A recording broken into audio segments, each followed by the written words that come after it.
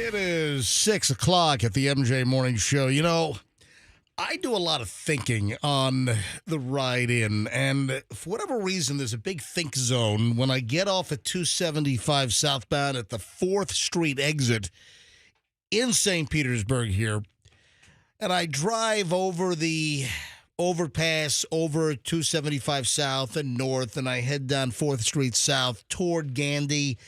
It's like a dark, quiet think zone. You got the mangroves. You've got that abandoned boat that we've been watching for quite some time now, right? It still hasn't moved. Anyway, I thought of something this morning. Oh, I've noticed this for a long time. I mean, this is not something new, but I thought of something that I'd like to assign to a member of the MJ Morning Show. On assignment, just kind of dole out a concept, an idea, and let's see if we can do like an investigative report, like an I-team report. Ooh. Yeah. Oh, yeah. Anyway, welcome, everybody. It is the MJ Morning Show here on a Thursday. Today's the first day of summer, later this afternoon. And I got something very, very poignant to bring up in just a bit regarding that. First, though, my idea. Are these driving thoughts? Are these like shower thoughts? It's very funny you bring up showers because I want to discuss showers later on during the show. That's also in the pile. But no, I guess there would be a similarity between shower thoughts and driving thoughts. Absolutely.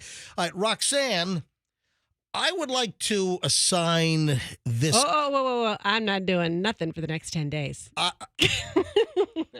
the hell does that mean? Let's get that clear. What the hell does that mean? I'm not doing anything for 10 days. Excuse me, why? I'm on vacation. What do you mean you're on vacation? I'm leaving tomorrow.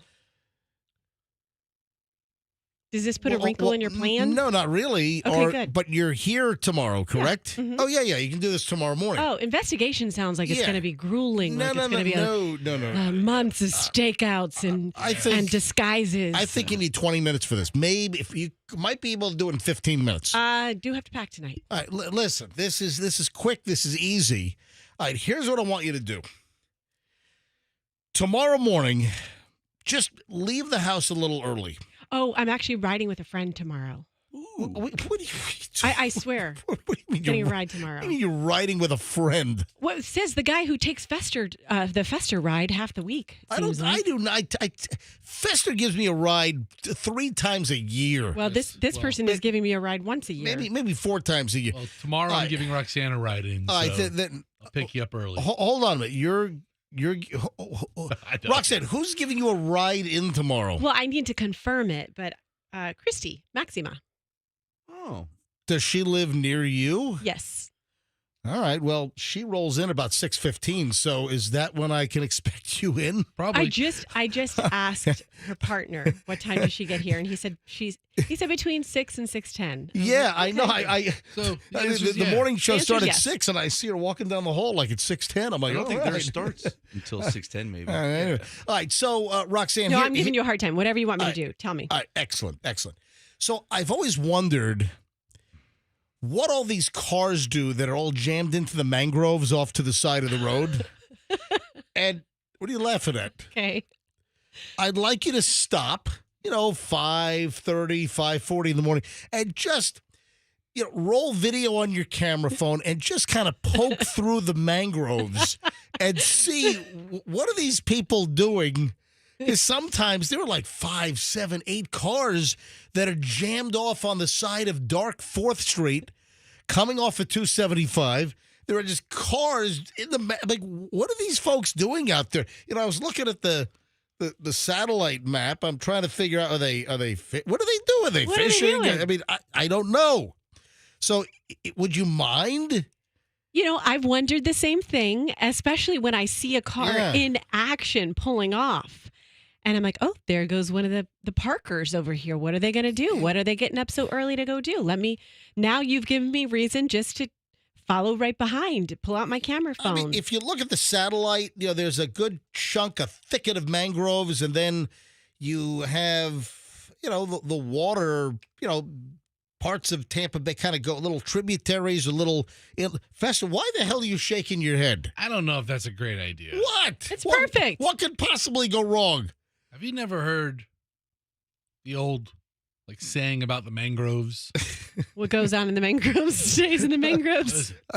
It's a Roxanne investigative I-Team report, and Roxanne dives into what's going on with cars parked into the mangroves at 5:40 in the morning. Why don't we call 5:30 in the morning. Yes. Why don't we call banking? Better call Bacon. Let's have her just knock on some car windows. No, she at 4:30 in the morning. She goes into fraudulent pool companies and the like. Yeah, but she could venture off into what happens in the mangroves. A mangrove report. Roxanne, I think this could really help you make your mark in MJ Morning Show broadcast history. I think just in journalism in general, I think this is going to put me on the map. All right, so you're in. I'm in. All right, excellent. Excellent. So Roxanne will wander through the dark mangroves at 5:30 in the morning, rolling video on her camera phone to see what the hell is going on in the mangrove. Hey, gentlemen, what's going on? Good morning. I love it. Just get rolling. 6:06 at the MJ Morning Show. We are back in minutes here on a Thursday broadcast. Here we go. Still a good ride if you're just jumping.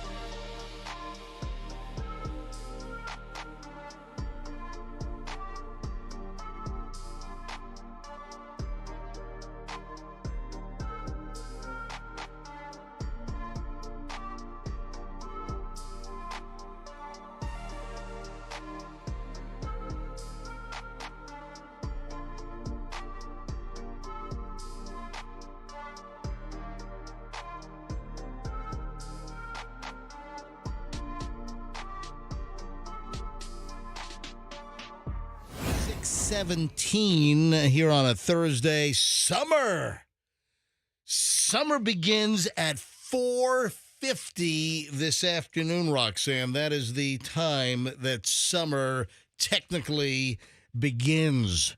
So very excited. And this is going to give us officially the opportunity to do something. And I'll explain what that is. What are you giving me a stare for? Something's different. What do you mean something's different? Yeah, the studio smells like cat pee, and my ankles are getting bitten like there are fleas in here. Does that afternoon guy Gino have cats? I would imagine. If I had to guess. He seems like a cat guy to me. I don't know. But seriously. He might be. No, this studio, do you notice? It is itchy in here. Why is it itchy? It is. It's like no-see-ums have made their way in here. What's up with that? I left yesterday morning. I'm in the car. I'm getting into my vehicle. And as I'm walking out of the building, so it's not my car. As I'm walking out of the building, I'm like, "What the?" And I'm bending down and I'm scratching my ankles, and my ankles are itching. And then I've noticed there's like a faint smell of like cat piss in here. I'm like, what? It's like what is going on in here? Wow. So can you send Gino a text, Roxanne? Hey, do you have cats?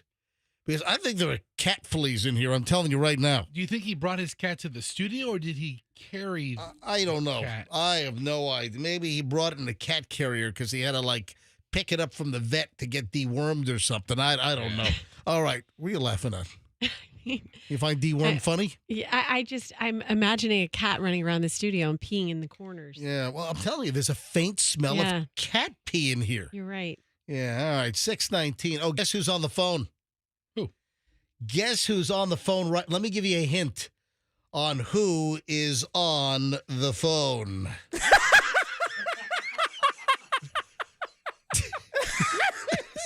That's some hint. Well, you know who it is. Yeah. Come on. Make Dave laugh and you could win, but you don't get no money. He will bust a cackle and grin if he thinks you're funny. Of course, Dave Legoretta from Make Dave Laugh on the phone. Dave, welcome back to the MJ Morning Show. Good morning. All right, so we're not doing an episode of Make Dave Laugh. Dave is on the phone because, Dave, you wanted to weigh in on the opening segment where I wanted to assign. Hey, first of all, do you think it's a good idea to send Roxanne into the mangroves at 5:30 in the morning? Thank you, Dave. No, I wouldn't send Fester into the mangrove. All right, you want to talk about, and I asked the question, what's going on? Why do I see these cars pulled off in the mangroves when I'm driving in at 5:25, 5:19 in the morning? And this is off of 4th Street North in St. Pete. I'm getting off at 275 South, and I'm heading south on 4th. And like every morning, there are cars in the mangroves. Like, what the hell are they doing? Now, I remember some years ago, like the mangroves on Gandy and some other places, those were some guy hookup spots, right? Remember those days, Fester? Yes, they were, yeah. Yes, and that's what I stick with. But I thought they knocked those out. I remember there were a lot of busts, and the cops were doing raids on the mangroves. The only thing Because, Yeah, and they had undercover officers in there and such. Yeah, they did. I remember this goes back 10, 15, even longer years ago, that there were mangrove meetups where guys were doing the little hookups in the mangroves. But I thought that stopped. No, MJ. Do you find that funny? All right. So, Dave, you have an update on what's going on in the mangroves in 2024? My opinion is like here at the ballpark, we have homeless people who they're living in their cars is what it is. And they like our parking lot's open at night, and it's fairly, got dark areas. Which ballpark are we talking about? That's Greco up 50th Street, just Gotcha. off of Mosey. All right, and folks, you might remember Dave Legoretta as the physical plant maintenance guy at our old radio complex when we used to work for the old radio company, J-Core to Clear Channel to iHeart, and then they moved to some office building and they fired Dave. Can you believe that? What are you, a teacher now? So Dave works for the city of Tampa now. Well, I'm sure the benefits are better, right? Oh, yeah. What? But there's nothing like radio. so, Dave, you think it's homeless people, or I'm just almost certain it's homeless people. The other day I met a fella. He was just came down here from Indiana, and his car was completely full of clothes, and he had his 2 cats with him inside the car. 2 cats. And I let him park back there because I'm in the shade. I'm like, it says he doesn't make a mess, he doesn't bother anyone, but Right. he sleeps here at night. wow? And so I guess he saves off enough money to get an apartment or something. So, Dave, you're right. And There is. How do you, that's thousands of dollars now just to get an apartment. Yep. No, you're right. No, he's right. There's Well, a new level. also, he moved to Tampa Bay, one of the highest rent areas in the country. Might want to pick somewhere I with didn't cheaper tell him that. rent, I dude. didn't want to destroy his world. Yeah, it's like attention homeless folks. You know, if you're moving down from some other part of the country, maybe don't move to one of the geographic locations that is on all of the lists of having among the highest rents in the country. And even a hotel room. I mean, you're talking big money unless you're going to a flea bag. Speaking of fleas. Yeah, tell me about it. All right, Dave, Say anything. it's always great to have you on, buddy. He's laughing at himself. Nice to speak with you. Y'all have a good day. Dave, we need, you know what? We need more Dave on the show. I think we have just the right amount. All right, Dave, say hi to your lovely wife Lisa for me, okay? Will do. And your chickens. Do you still have your chickens in your backyard? No, my chickens. My dad passed away, so the chickens are gone. I'm sorry to hear everything. All right, thank you, Dave. All right, bye-bye. All right, See bye-bye. ya. Bye. Let me ask you a question. You go to a fast casual takeout kind of place or a fast food restaurant. Should your food be making noises at you? Wow. Speaking of chicken. Yeah. Yeah. Actually, I saw an item yesterday. Here's the headline. I'm a professional chef, and I'm weirded out. Viewers speculate after Panda Express customer hears strange noise coming from their food. Dude, you know what? That's the one restaurant I don't want to hear anything from. What? What?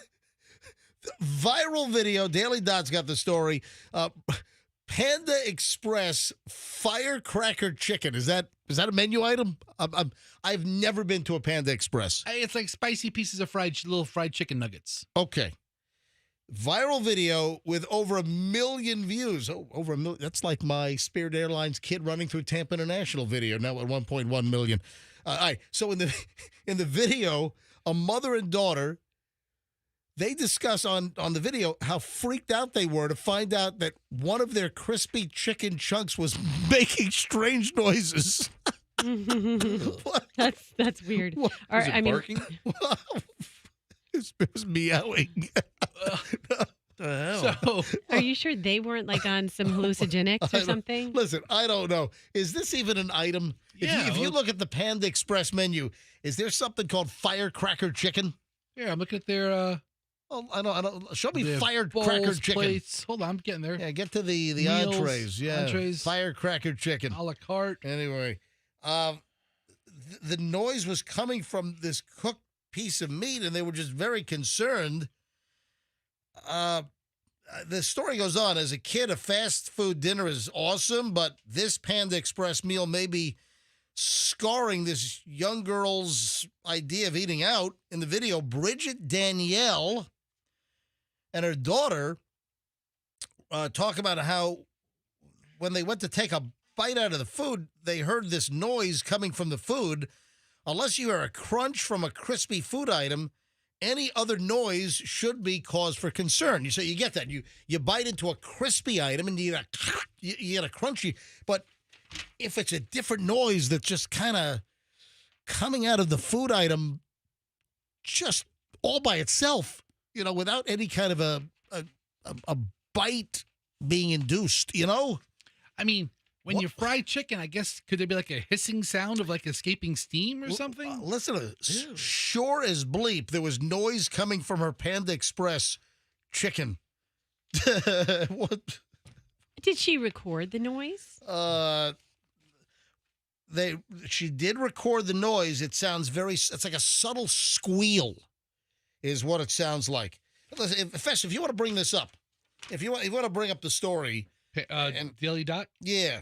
Just type in Daily Dot and then Panda Express strange noise. Just bring that up. I meant to bring this thing up, and I forgot. But see if you can bring up the item. And I mean, right there. All right, click on that, and then click on the link. Right here? Yeah, it's a very, and also I was kind of on the fence whether, because it's very, very subtle. But I don't know if anyone else listening has any experience with noises coming out of their Panda Express chicken. I've never been to Panda Express. Roxanne, have you ever been to a Panda Express? Nor have I. No. Now, are those the ones that are in food courts at the mall? No, they're I'm picturing the drive. Aren't they a drive-through? Well, I've seen standalone stores as well, right? yeah, I think they're mostly freestanding buildings. All right. Are they like corporate owned or are they franchised? I don't know. I was just very intrigued by this, by the whole story. So, all right. Well, listen, if you can, if you're having trouble finding, oh, here it is. All right, here's go ahead and mute. Here we go. We got Panda Express for dinner. Long-lasting. And Gabby was taking a bite out of her food, and how many she things hears do you have a opened up? noise coming from her All right, here we go. food. But sure as shit, there was a noise Oh! out of the chicken. There was a noise coming out of it. Gabby, it's okay. I took a little video of the food. Turn your volume all the way up, and you guys will hear what I'm talking about. It's not very coming loud. out of a piece of chicken. All right, here we go. It's not. What's happening? Well, it's not for. That's why I was like, I was trying to figure out whether we should play this because.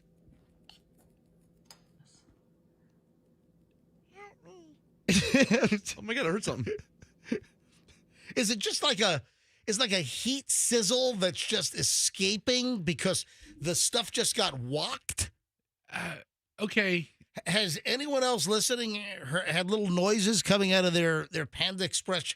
And that's why I was kind of reluctant. Should we play? Because you really couldn't. If I had my ear against my computer speaker, I heard a little like. Is it just like steam or heat escaping that Probably. the food was so hot? I mean, it's not like it's clucking. That no, it was not. Yeah, I mean, it's like cluck, cluck, cluck, cluck, Yeah, I wasn't cluck, doing cluck. that. Yeah, we'd all be freaked out. But I just thought it was interesting. Food should probably not make noise. Well, unless you get like a sizzling fajita plate at a Mexican joint, right? Same concept, except for fried chicken inside of a breaded shell. Just a little food for thought. I get it. That sucked. Somebody stabbed me now. All right, 6:30 at the MJ Morning Show. Folks, early morons in the news next. And we have a spectacular pile. Let me tell you something I'm shooting for now. I'm going to shoot for making the opening segment of the show just a little shorter and give us a little more time in this segment and then the morons in the news segment. So that's something I'm kind of experimenting with here this morning, so we'll see how it goes. If you have a concern about your money,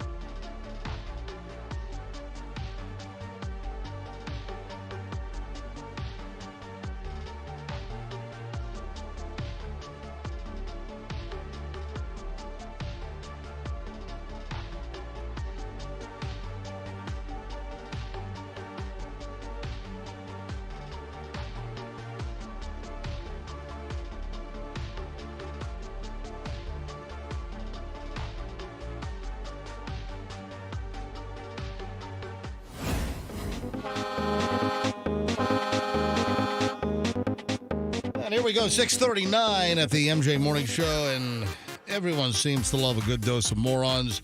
I always say it's therapeutic in the fact that you listen to these ass clowns, and even if you're having a bad day, it's got to be better than what's going on with these idiots, right? Yeah, all good points. Hey, Roxanne, what would you think if you wake up and there's a stranger in your living room playing with your dog? And that's not a euphemism, by the way. Yeah, I mean, you hide in the bedroom, call 911, and get your, you know what? A shotgun? Yes. And blast their ass off? Mm-hmm. Yep. Yeah, it happened up in the Villages. Yeah, a woman wakes up to find a stranger just sitting in her living room playing with her dog. Well, first of all, I would say your dog is not a very good protector of your home. That's a good point.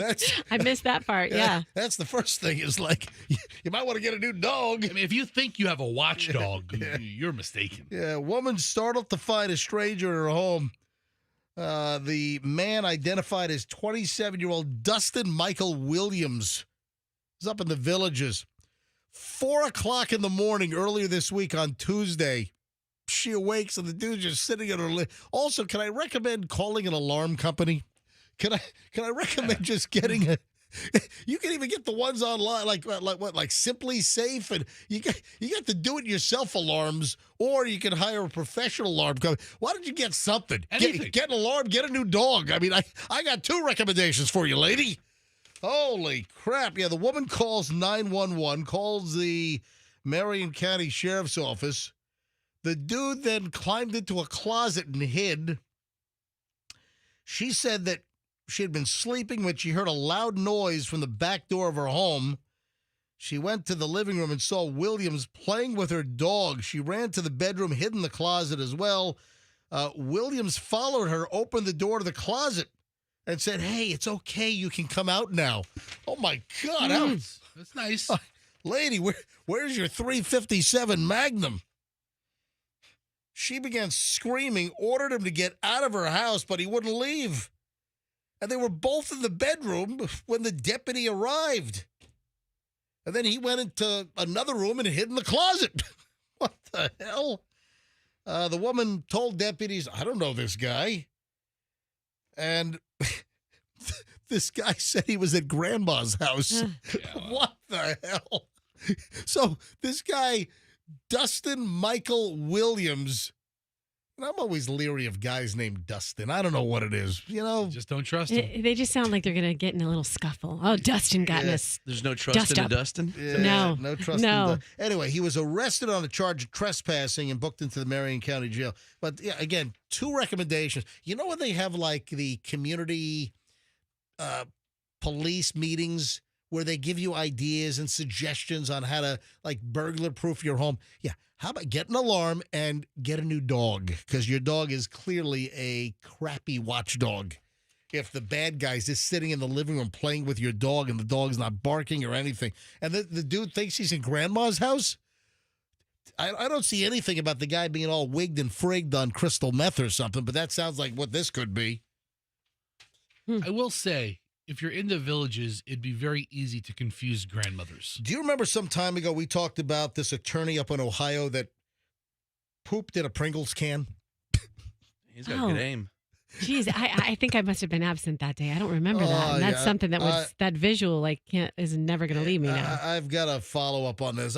We talked about this some time ago. Anyway, a follow up. Things that you never thought you'd hear on the radio this morning. Poop in a Pringles can. Anyway, so Ohio attorney who is suspended over pooping in a Pringles can have his law license reinstated up in Ohio. Good. The attorney that was disciplined for pooping in a Pringles can and then tossing it into a parking lot got his law license back on Tuesday of this week. Why was he suspended in the first place? Jack Blakesley of Noble County, Ohio. I guess him, going in a Pringles can and then tossing it in a parking lot. It would have been a lot easier in a Ruffles bag than a Pringles can. I got to be honest, right? Yeah. Or a Funyuns bag. I don't know. Oh, well, the party size. Is he putting any body weight on the Pringles can? Oh, that could. That's a good work question. out. I mean, there's logistical issues with it. Yeah, he had a little mini toilet seat fashioned for the top of the Pringles can. It's easier to do that with the Pringles can than it would be with the Ruffles bag. Like a dollhouse sized, You know what? I would go with Pringles can. So Jack Blakesley from Ohio finished serving his 6-month sanction from the Ohio Supreme Court, which was imposed back in November. And guys, I remember we did the story. Okay, fine. It was November of 2021. Surveillance cameras recorded footage of Blakesley, a criminal defense attorney, dropping a Pringles potato chip can in the parking lot of a crime victim advocacy center. The can contained, you know what it contained. And it called into question his fitness of being an attorney able to practice law in the state of Ohio. Really? I don't think it's normal to poop in a Pringles can and then dump it in the victim advocacy parking lot. They're completely unrelated events. Anyway, so he's been reinstated. During the disciplinary action, Blakesley claimed that he didn't target anyone, said that he pulled the Pringles prank at least 10 times a year. What? So it wasn't like, man, he had to go and all he had was a Pringles can. Apparently he did this. he was humored. He was entertained by pooping in the Pringles can and dumping it in the parking lot. So there's a little more to the story. Sounds like he gets his jollies off. Yeah, I'm thoroughly entertained by Mr. Blakesley. I would like to know, was it the Cool Ranch? Was it the Onion? Which was it? Or was it the standard original red can? Or the cheddar? Pringles is one of those chips that have just exploded with a bunch of different flavors. Once you pop the top. Yeah. Oh, man. I'm sorry. I mean, there's clearly something wrong with this guy, right? You think? All right, so that's the update. He's able to practice. Who's going to want the lawyer that's known for pooping in Pringles cans and dumping them in parking lots? I would. Please. Kidding me? Of course you would. What kind of law does he practice? Criminal defense law and whatever. My client's innocent. However. Oh, my God. All right, so. Your Honor, the jury's eating Pringles, and I can't stand it. It's always bad news. Always bad. If you're a perp, you're a suspect, and you're hiding from the cops, you climb into the ceiling. You have the drop ceiling, just like right here. You look above. Yeah. Look above. So in our office, we have the drop ceilings with those like those tiles. What like those foam? They're not really foam. They're like a particle board. Yeah. It's the tile. So we have almost like a cork board, but lighter. Yeah, we have a story out of Lakeland. This guy's wanted. Tried to hide from deputies in the ceiling. They're looking for him. And guess what? He gave himself away to the Polk County Sheriff's Office last weekend. Deputies got a call about a disturbance in the area of US 98 North and Duff Road out in Polk County. And the suspect, identified as Joshua Garrett, 38-year-old from Lakeland, wanted on a number of violation of probation charges, etc. So deputies went to where the guy worked, and they're looking for him. The suspect was apparently in the building. No one had seen him leave the building. When the cops, the Polk County deputies, came looking for this guy, he climbed into the ceiling. Cops go in. Polk County deputies roll in. They're looking through the building. It appears to be empty. But then they heard a phone ringing up in the ceiling. Dude, if you're gonna hide in the ceiling, put your phone on silent. Yeah. It's kind of like with Fester. Every freaking morning I gotta tell him here in the studio, put your phone on silent so it doesn't, because we have people texting and calling Fester at all hours. All hours. Because we have publicized Fester's cell number on the show for a long time. 813-310-8444 is how you get a hold of Fester on his private phone. By the way, is your phone on silent right now? I think I have it on Do Not Disturb during the show, but occasionally they get through. They break through. I don't understand. Anyway, what a schmuck. You're up in the ceiling hiding from the cops and your phone rings. You probably go, oh, son of you. He's probably cursing out whoever, phoned him up, right? Totally. Hey, I just thought of something weird. Yeah. I feel like as adults, we don't play enough hide and go seek because it is so much fun. What do you want to start a hide and go seek adult league? I come home every day. Every time I walk in the door, it's like, hey, girls, are you home? And they're always like in the shower, hiding behind the shower curtain, hiding behind the couch. And they get so much fun out of it. We should do that more often around here. Like, right. Where's MJ? Where's MJ? You know what? Roxanne, that's a great idea. Are you high? What's happening? Are you? Why don't you start that business? Can you go through Roxanne's little satchel bag there and see if there's a glass pipe in there with residue? Hey, Roxanne, why don't you go hide? Why don't you go hide and just wait? Just wait. We'll come look for you at 10:15. We're kidding. So, are there any adult hide and seek games? I don't think so. I don't know.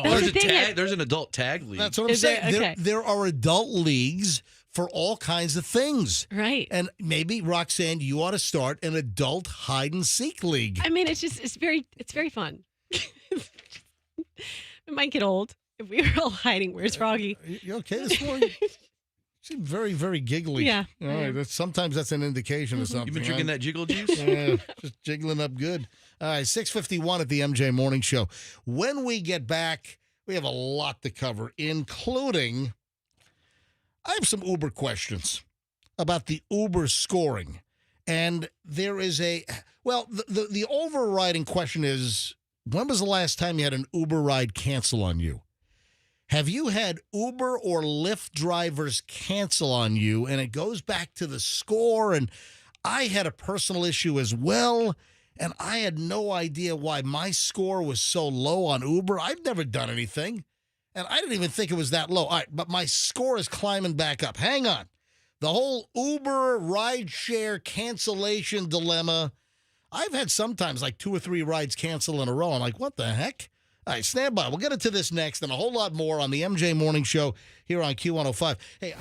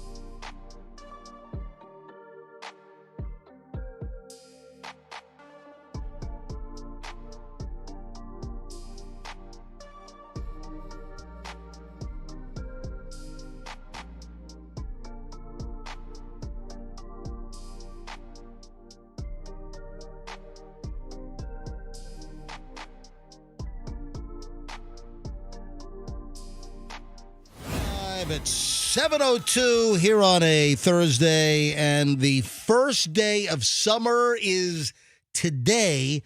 It technically does not arrive until 4:50 today. 4:50 p.m.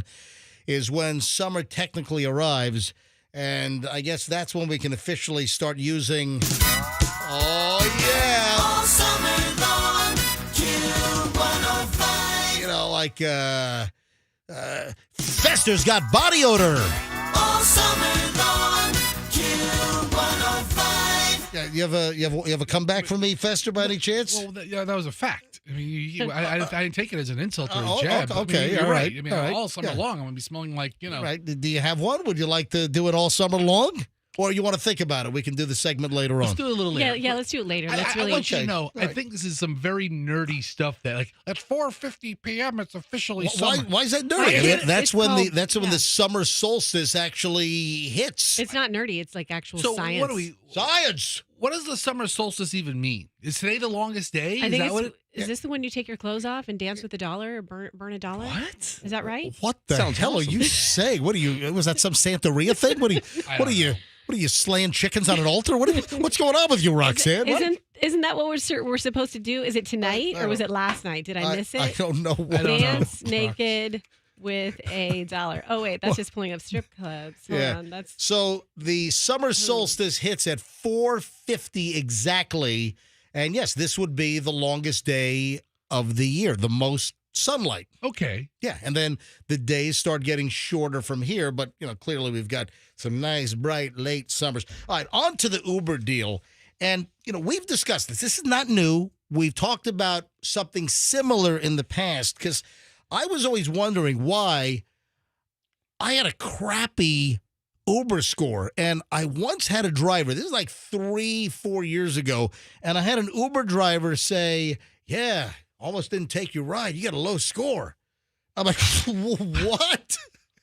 So the highest score you can get with an Uber is 5 or Lyft, right? 5.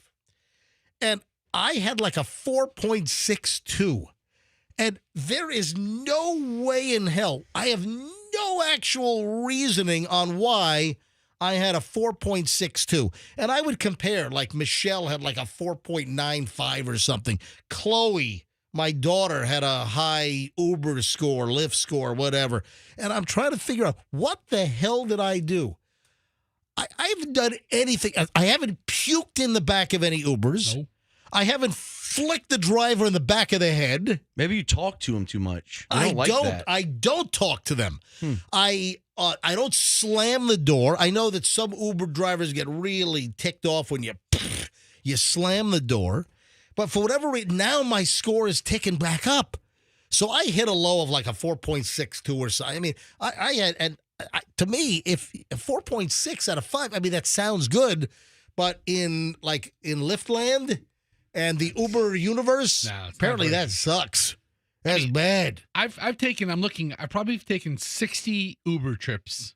And I'm at a 5.0, and I'm nothing special. Are you serious, Fester? Dude, with your rank body odor, you get into their car and you ripe them up good in there. Half of them smell too, so they don't even kind notice. It cancels each other out. Yeah. It tells you how many rides you've taken? Oh, yeah. Where does it say that? You can dig in. You can go into. You got to go into your account, and there are a bunch of layers in there. Like right now, if I bring up my account, right now I'm at a 4.79. So I hit like a low of a 4.62. And now I'm climbing back up, but I'm doing nothing differently. I got a 4.93. Ooh.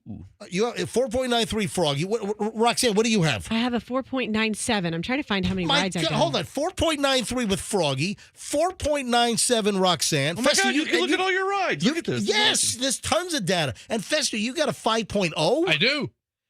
I've got a 4.79, as low as a 4.62. Why? And I'm doing nothing. Why is my score climbing now? I'm doing nothing differently. I order the damn car. I get into the car. If they talk to me, I'll talk back. Sometimes I'll initiate. Hey, how you doing today? I mean, I'm not, causing them to want to hang themselves like in the movie Airplane. Remember that? Yeah. All right.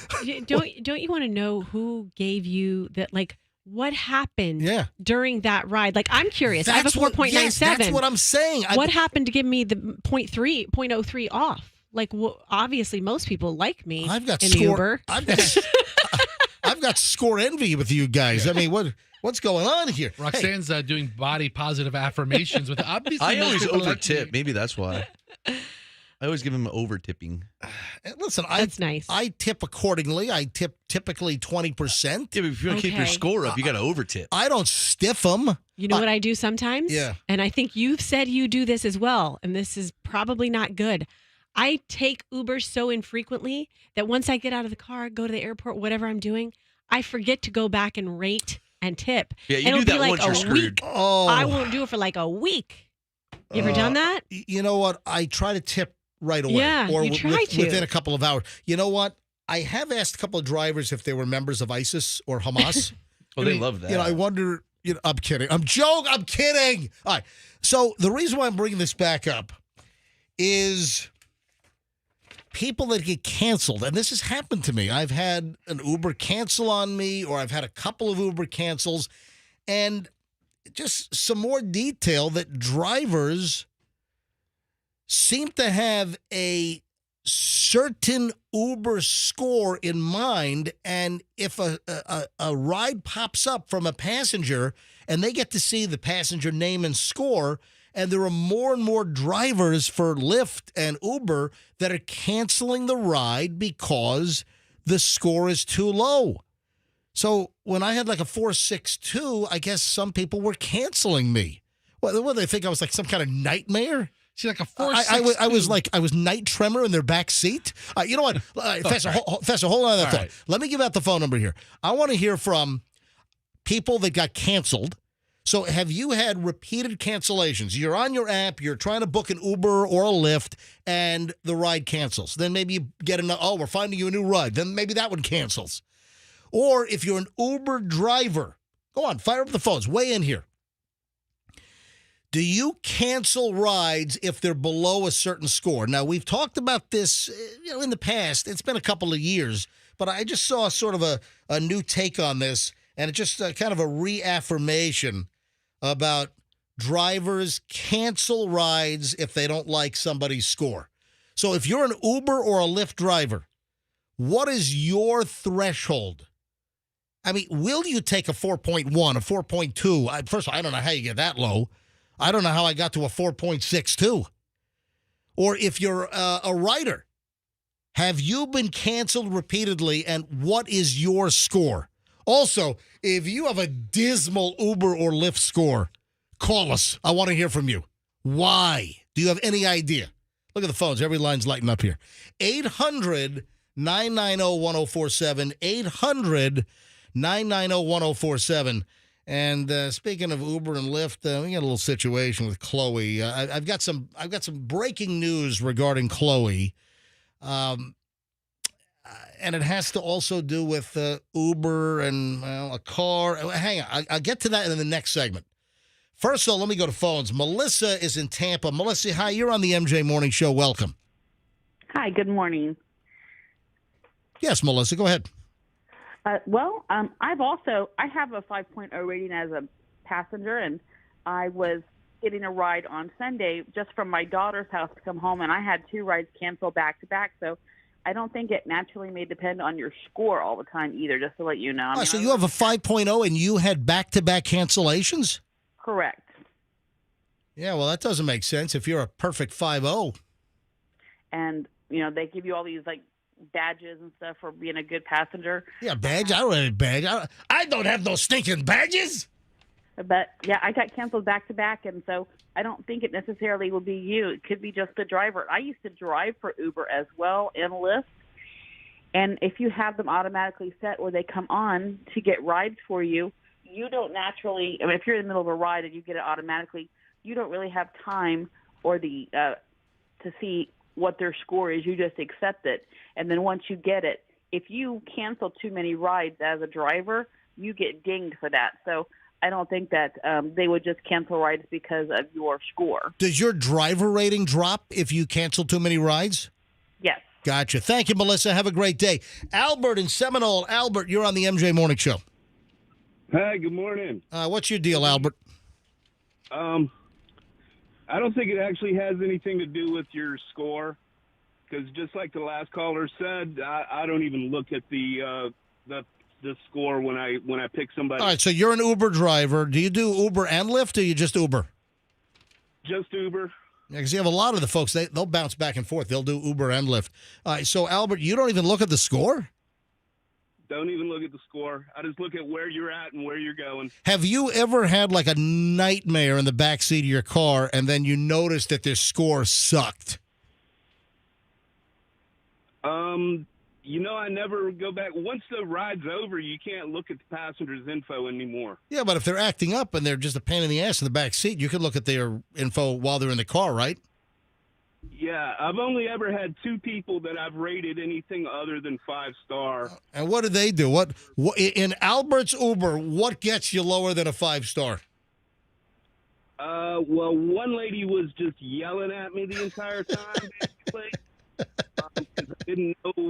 I didn't know where her house was, based on the thing, and I'm real easy. If you say, hey, I'd prefer you take a right here instead of following the thing, perfect. Let's go. Gotcha. Thank you, Albert. Have a great day. Yes, Rox. MJ, maybe you've just been in certain Uber's cars where they are really tough scorers, like a tough teacher in high school. Like, you know what? With the Olympics coming up, like a tough gymnastics scorer. Yes, like you didn't do anything wrong, but you know what? You weren't spectacular, so I'm going to give you a 4. Like the Chinese or the Russian judge giving the American a crap score. Exactly. Yeah, all right. Marie is in Dunedin. Hello, Marie. Go ahead.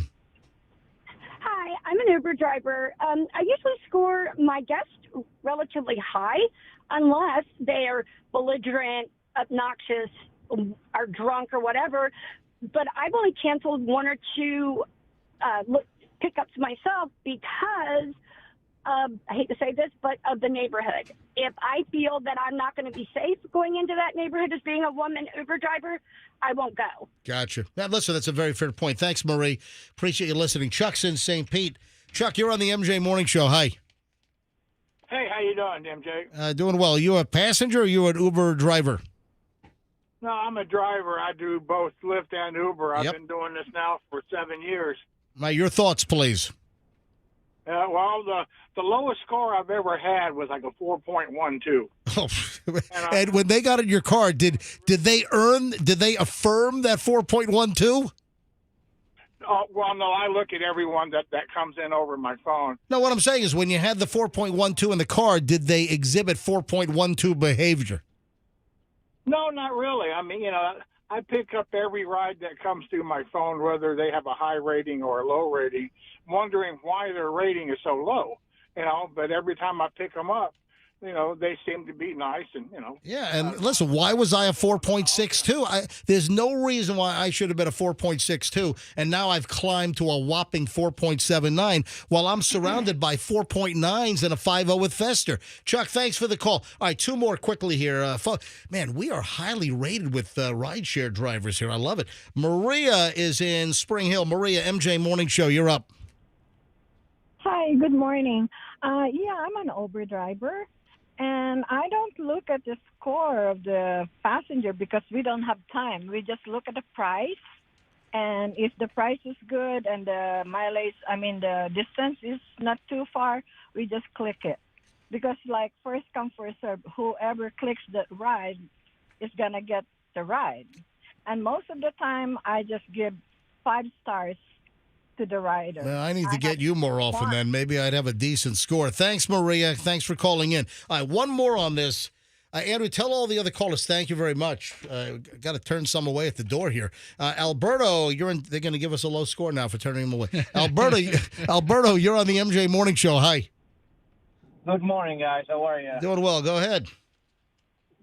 Not really. I just want to, not adding anything new, really. All the guys say it already. Many factors in consideration.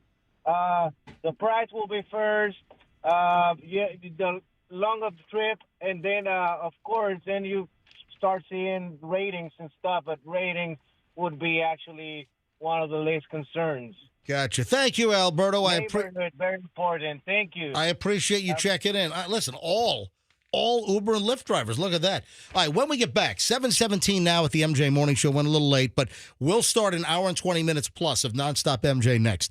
I saw an item that the average American feels at least blank years older than they are. I want to put this in a total dispute. Also, what's up with all of these commercials for like full body deodorants? Have you noticed? Like, it's nonstop. And I'm not talking about the Axe bodies. I mean, no, I'm talking about like these creams now. I mean, what is going on? For everywhere. Yeah, it's like it's the body deodorant for everywhere, if you know what we mean. I mean, it's like it's nonstop. It's like I'm getting assaulted with all these, full body deodorant commercials. So I want to, kind of probe around there for a little bit. Also, speaking of Uber and Lyft, we got a little situation in the house. I've got some Chloe breaking news. Chloe got a full-time job yesterday. She applied, she interviewed, she got it. And we have an automotive dilemma in the house, and I want to maybe get some advice on this. I want to run the scenario by you guys because it's a little bit of an issue, and this came up last night. It was a little bit of an uncomfortable discussion. I'll explain coming up next. Folks, don't move. We're back in minutes, and we've got a lot I haven't even scratched the surface. Oh, there's new Justin Timberlake news out today. Oh, Britney appears to be rubbing it in on Justin on the DWI. Hold on. All that and a whole lot more next here on the MJ Morning Show on Q105.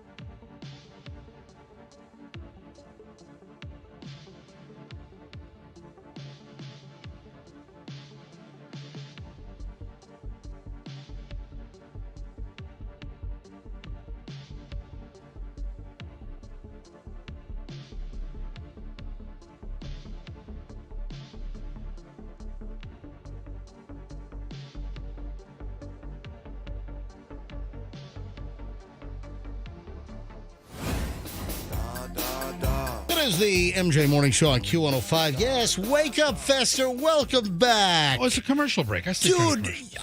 I have you on video snoring. I sleep during the commercial breaks. Oh, my God. Yeah. All right, welcome back, That's fine. everybody. It is the MJ Morning Show. MJ and the crew, 7:27 now. An hour and 20 minutes of nonstop MJ starts right now. So I'm just doing prep. I'm getting everything together. Right. I have all my stuff laid out here in the studio. Froggy walks out. Roxanne's out of the room. She's still not back. What happened? What did I miss? Ed, I'm over here. I'm putting all of the stuff together because I lay all my junk out. It looks like a paper explosion. Yes, it does. But it's organized. It's an organized chaos. And during the commercial break, I'm kind of putting everything together, stacking it up in the order that I want to get to stuff. Listen, we've got an hour and 20-plus minutes to fill right now with no interruption. No one else does this.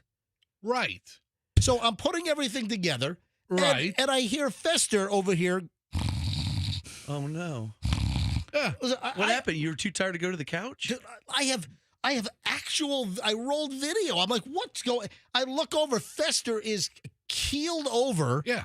Fester, are you okay? I was taking a nap. I can sleep anywhere. You guys know that. Hang on a minute. Let me crank up the audio here. Listen to this. Hang on. Oh, my. Listen. Fester's freaking sleeping during the commercial break. My God. Yeah. Fester. I'm going to post this. Post it. I don't care. I take a nap during the commercial break. I'm going to post this on my Instagram in just a few minutes.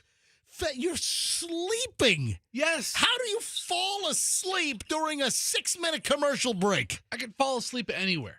Yeah, you fell asleep. You were in REM deep. Oh, Yeah, my I mean, God. Rapid eye movement. He was the backup drummer for REM, I believe. Yes. Yeah. So, no, yeah, I fall asleep. I fall asleep anywhere. Oh, my God. Yeah, that's fine. Dude, I'm going to post this. Go ahead. I sleep during commercial breaks.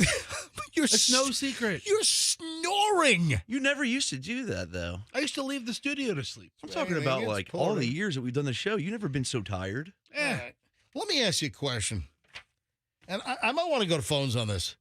What is up with all of these body deodorant commercials, and they make like little little quips, like innuendo. Yeah, like, hey, even down there, and they're like, you have a lady pointing to down and. So Roxanne, yeah, who's still not back. I don't know where the hell Roxanne. Did she start a vacation already? She might have. All right, in the middle of the show, she's out. She's gone. She introduced us to her stick deodorant that she uses. That like the $12 stick. I think it's called Native or Naive. That's one of them that I saw. It's Naive. Anyone that pays $12 for a stick of deodorant, I buy the Sure Unscented at Walmart for $1.88. Yeah, but isn't that raise your hand if you're naive? Yes. But this Native, I saw the commercial and it has like a woman, like a woman Pegasus. She's like a horse. And she's talking about... No, that's the Mobil logo for the Mobil gas station. Maybe she didn't have wings. The Pegasus. But no, that's Red Bull. She was talking about how it's for everywhere. And then another woman comes in, even down there, even down there. Yeah. Hey, ew. Go to YouTube. Yeah. See if you can find some of the full body deodorants. And a lot of these are like creams, right? One of the ones that I'm seeing all over the place is Lume. Lume. Why are these whole body deodorants suddenly all over the place? Why are they everywhere? These, like, it didn't exist until like 15 minutes ago. I'm exaggerating, but we never had these for the entire existence of humanity. And then suddenly all of these full, right there. Give me that one right there. Which one? This one? Secret. So Secret, which is a regular, normal deodorant brand, Secret now has a full body deodorant. All right, roll this from the beginning. Because I saw this lady, and she's pointing down to her crotch. I'm like, what? All right, listen, roll this. All right, hit it. Go ahead. Want to know a secret? More than just my armpits stink. That's why I use Secret whole body deodorant. Everywhere. We're all human. Everywhere. Smell like one. I smell very human right now. Which is totally normal. Girl, preach. But if it bothers you, 4 out of 5 gynecologists would recommend whole body deodorant, which gives you 72-hour odor protection From your pits to your bits. So you can use it on your... Secret full. And then it ends with the lady with like this like she just ate the mouse kind of look on her face, and she's spraying it right down in her. Maybe it's because it's summertime, so they know everybody's going to be swampy and sweaty. No.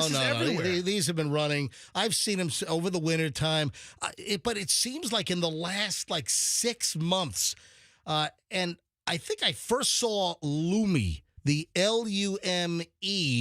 I first saw that one, and now I'm starting to see the Secret. Fester, this is the Native one? This is the one that I saw Roxanne use, and she introduced us to with the woman that's like a half horse. Go ahead, hit it. With unbelievably long-lasting scents. Isn't a myth. It's Native whole body deodorant.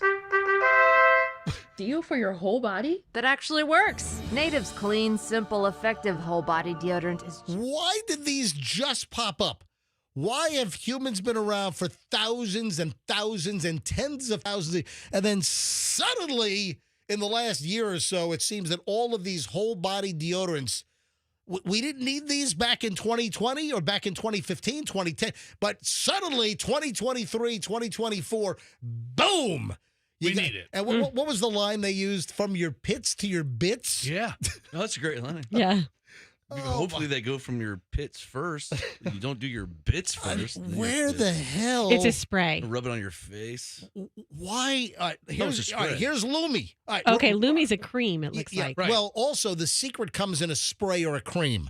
So you can spray your pits and bits, or you can use the cream. All right, roll this one. This is Lume. Sized amount. That's it. I rub my fingertips together like this. Apply it like a lotion. Fingertips. Pits. Under boob, thigh folds, butt cracks, feet. Ew. About 98% of our customers use our cream deodorant on places other than pits. This water-based cream, I'm telling you, it rubs in like a lotion. It's invisible on the skin. It works like a dream. Why didn't someone think of this sooner?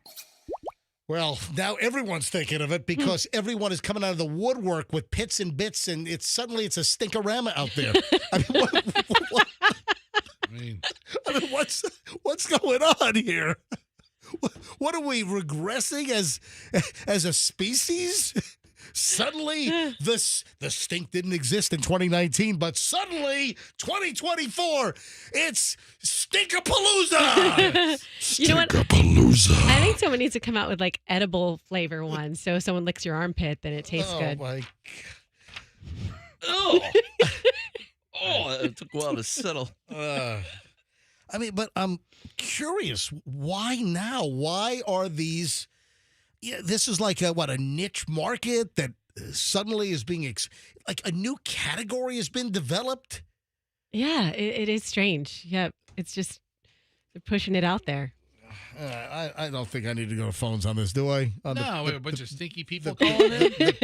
Do we need to go to the Pits and Bits phones? What's the question? Do you use it? Are you getting a lot of these ads? Yeah, what's the difference between this and like Axe body spray from back in the day? Well, they still have Axe.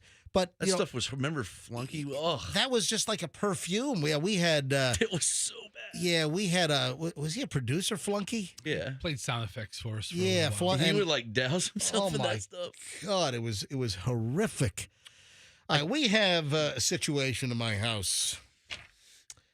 Is it a difficult situation? Congratulations to Chloe. Chloe applied, unbeknownst to us, she applied for a full-time job. Chloe had the interview, and Chloe got the job. Now, I'm not going to reveal just yet where she got the job. I'm going to let Chloe decide, because, I'm very considerate in that fashion. I don't like to blurt. Yeah, you're real considerate. I'm not a blurter. I don't like to invade other people's space. I like people to make decisions on their own time. No, I don't want people showing up at Chloe's job just to say hi. I don't need to know where she works. Although it is the PDQ on Dale Mabry. It's not the PDQ on Dale Mabry. Yes, it is. It is not. She's going through drive-through training today. It's not. She's learning how to make the Buffy blue sauce today. It's not. But I do want to congratulate Chloe. But this has brought up a bit of a discussion in the house. Hello. Hello, my sweetie Chloe. Good morning, my daughter. Okay, good morning. Who says that? Yeah, good morning, my daughter. Yeah, like, who does that? Hey, Chloe. All right. Hi. First of all, congratulations on the new job. We're not revealing where it is. I'm going to let you decide on your own time whether you want to reveal or have me discuss. But Chloe, unbeknownst to Michelle and me, put in an application for a job. She was called in for an interview for this job. She interviewed, and then within a couple of days, she was offered the job, and Chloe has accepted the job. So, Chloe, congratulations! Wow. Congratulations! She's a hot free agent. Now, Chloe's going to go to law school. That's the plan. Chloe has taken the LSAT. The last score we have, it was a really decent score. Chloe took the LSAT again to try to even better that score, and those results will be back, next week? Yeah, I believe so. The 26th. Right. Yeah. You know what else is the 26th? Oh, God. Yeah, It'll I be do. A great day. What? It'll be a great day for the score to come out. Yeah, well, guess what? So you get your score on the 26th, and what else is the 26th? You're in Mom's 30th anniversary. Yeah. Happy anniversary. Yeah. Look at my great score. Yeah, next you You better don't have to get him a gift. You better the score better go up and not down on our anniversary, okay? All right, here's our situation. Is Chloe is hitting us up hard for a car. She has a job? Well, what? She has a job now? Yeah, I mean, I guess if Chloe wants to pay for a car, but she's kind of leaning on us. And, hey, Chloe, you go out and you buy a car, you have a car payment, and then you're 23 years old. Insurance is going to clobber you. And I'm trying to explain to Chloe, and also keep in mind that Chloe is going to go to law school. So Chloe accepted this full-time job. She'll have the job for probably 14 months or so. So over a year, she'll be doing this job. And they knew this when they hired you that you're a short timer? They know that. Okay. They know Good. that Yeah, okay. Chloe is going to law school. Chloe waiting for a few more scores to come in, this one, or she might take it again later in the summer, the LSAT. And then Chloe's going to start applying in the fall to law schools to then enter in the fall of 2025. So over a year away. So Chloe's hitting us up for a car. And I'm like, Chloe, do you know all the expenses that go with having a car? Now, Chloe, do you understand everything that goes into that? Yes, but what you don't understand is that it would be my only expense. I'm still living with you guys, and I have no bills to pay unless you start making me pay the water bill. Well, Mom and I are talking about changing that to teach you a little responsibility about money. And hey, listen, we're even considering, charging you for some rent. I bought my first house when I was a year younger than you, Chloe. Yeah. Come on. Townhouse. Sweet place. That was a great place. So here's the situation. So Chloe, would like a car, and I get it. But if she's going to go to law school in a little over a year, and maybe she's up north in a city where she doesn't need a car, that's number one. I'm trying to do the math and explain to Chloe that to get back and forth to work, if she does take an Uber every day, that's actually going to be cheaper than buying a car and having, $5,000-$6,000 worth of yearly insurance because of your age at 23. Okay, well, at the end of the day, I can have my opinions, you can have your opinions. We're going to end up doing whatever you want. So, yeah, we'll just leave it be. I'll Uber to work every single day. Chloe, you don't have to take that. You're making money now. You're employed. You can do whatever you want. You are an adult. I mean, you could just go out and buy a car, but, I'm How's your credit score? Chloe, do you even have a credit score? Yeah, I think so. Also, would I be able to get the MJ deal somewhere? Yeah, you go to Veterans Ford. Oh, listen, absolutely. I would take you to Veterans Ford. I can clearly get you the MJ deal.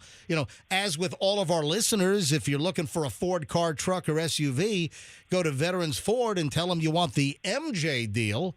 And no other Ford dealer will beat the deal at Veterans Ford. So listen, absolutely. Have you looked at cars, Chloe? Do you have an idea what you might want, or is it just any car? Oh, that's a good question. So, Chloe, what do you have your eyes on? If you could get a car, what do you want?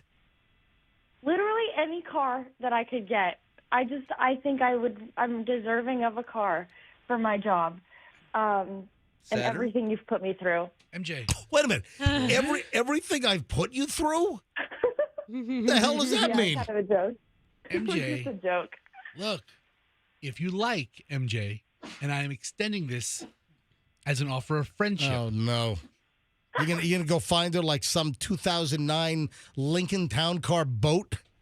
Okay. On Auto Trader for for $1,200? Yes, I could find her. I'm good at finding $4,000 to $7,000 cars. Land yachts. I'll find her a car that's like $5,000. She could use it for 2 years, year and a half, and then we could crush it on the show afterwards. We could give it away. But it's got to have safety features like seatbelts. Your car's seatbelts don't even work. One seatbelt doesn't work. The passenger front seatbelt doesn't work. You don't want passengers in her car anyway. Listen, so MJ, let me find her like a $5,000 car. We have to buy it in cash. We can't finance it, but she could run it for a year and a half. And it won't be like a jalopy like I like to drive. It'll be close to a jalopy. Right. But they'll get her around town. If she wants to go to Orlando for the weekend, she can do that. She'll be safe. If she can park it, I'll make sure it's fuel efficient. Right. Put me on the case. We'll find a nice car. Right. Part of the reason why I'm bringing this up, Chloe, and let me know if you have to go because I know you got to go to your internship. But part of the reason why I'm bringing this up is I found an item and the headline was, "I will be saving money. Woman says it's cheaper to Uber or Lyft everywhere than to pay for her Honda and her Geico insurance bills." You know what? Listen to this. Owning a car in the United States can be expensive. One driver says she's hanging up her keys, turning in her car as a result. According to Yahoo Finance, the average monthly car payment for new cars is now $726 a month. Average monthly car payment used to be $533, and then insurance in Florida, especially Florida auto insurance, is out of control. Yeah, it is. It's nuts. So, this woman, Chloe, did the calc, and she's like, it's cheaper for her to Uber and Lyft everywhere than to have the car and the insurance on top of it. And then, since you're going to be going to law school in about 14 or 15 months, does it make sense? I mean, if you do the math, let's say that Uber's $40 a day. So $40 a day for Uber times 5, $200 a week, times 52 weeks a year. I'm not even taking into account, vacation days. That's $10,400 a year in Uber. That's going to be cheaper. That's going to be cheaper than a car and insurance. I have a friend who's been Ubering to work every day for like years. Yeah. Just doesn't have a car, and it turns out to be much cheaper. I have a friend that has more DUIs than he does fingers, and he can't drive anymore. And he told me, he's like, dude, I've never saved more money. And it's true. Listen, Chloe, I'm willing to sit down with your mom and me and kind of work out a spreadsheet. And listen, we're open to your pitch, and if you'd like to make a case, we're happy to discuss. How about a soft top Jeep with the little ducks in it? with 58 ducks on the dashboard. Here's the thing.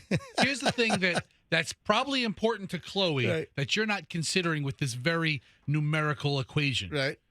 The freedom aspect of having your own vehicle. If you take an Uber to work and you take an Uber home, and then you want to go to, Tijuana Flats for Taco Tuesday, you just can't. You got to get another Uber. It's always about food with you. It's always about food. All right, listen. I have appointments I have to go to. I like to go to Publix and get stuff.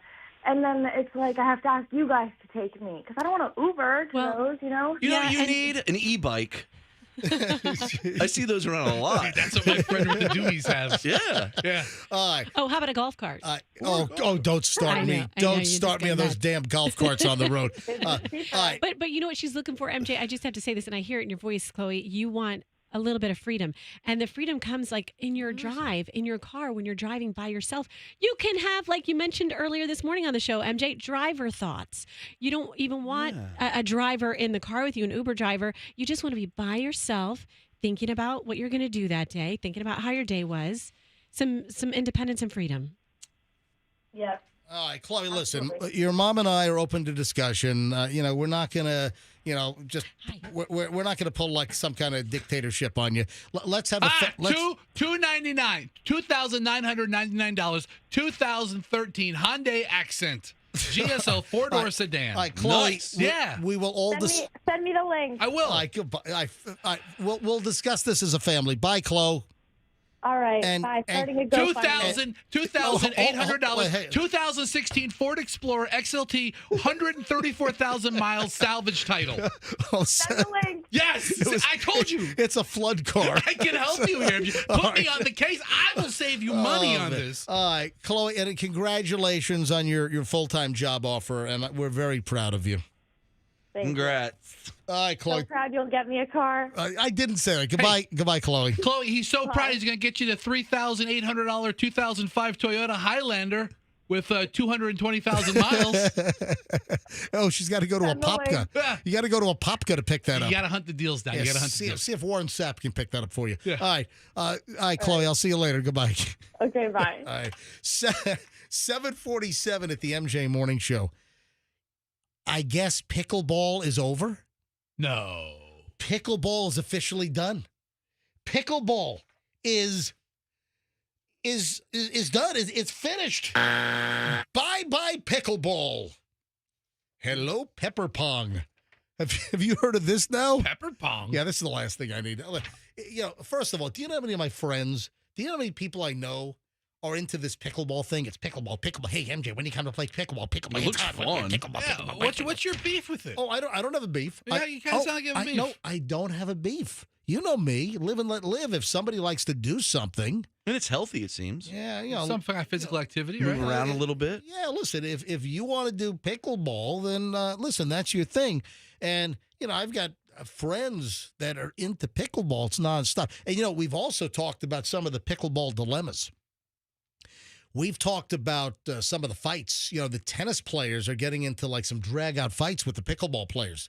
That's not fair. Their rackets are way better weapons than the pickleball rackets. At municipal courts and, city court, there are fights.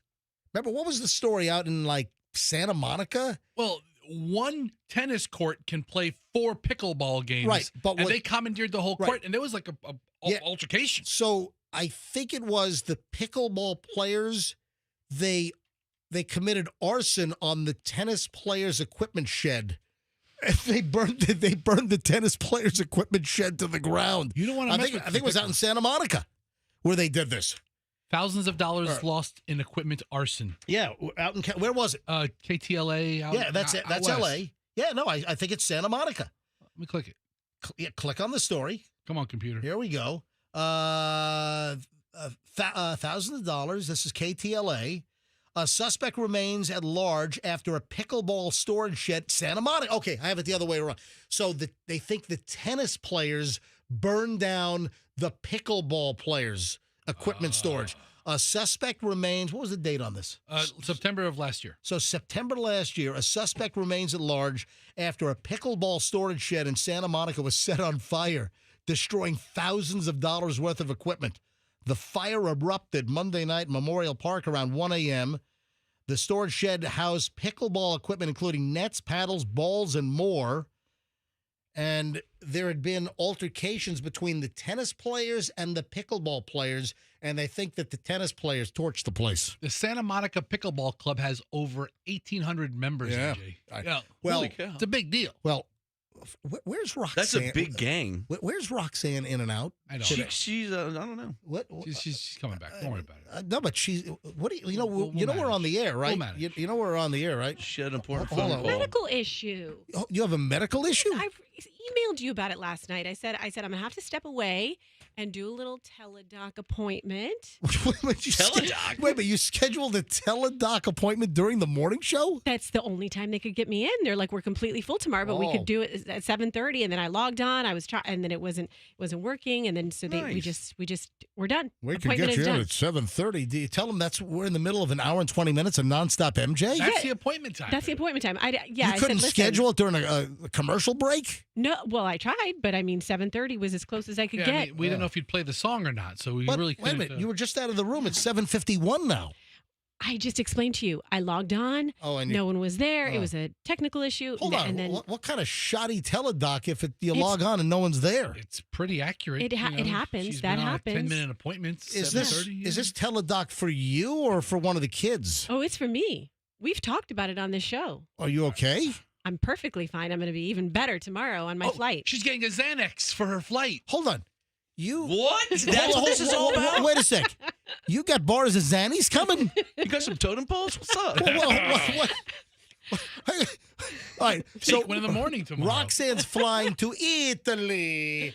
You're flying to What? Really? To Roma. Yes, I'm going to Roma. Is flying to Roma. Wait, you're really going to Italy? She's going to Yes, Italy. I is. So What next the week, hell? Froggy's taking vacation next week, and he's going to Carrollwood, and then Roxanne's taking vacation, and Go she's to going to Italy. Yes, Italy. I'm going to Iraq. So. So there, you went up to me. So You'll fit right Roxanne, in. you just booked a teledoc appointment Yes. to get a Xanax prescription for your flight? I told you I'm in coach class, which means I'm going to I'm not sleep sitting up. I can't sleep sitting up unless, presumably this is going to work out for me. She told me to take a half because I've never taken it before. MJ, this was your suggestion. Yeah, this was your suggestion. Yesterday.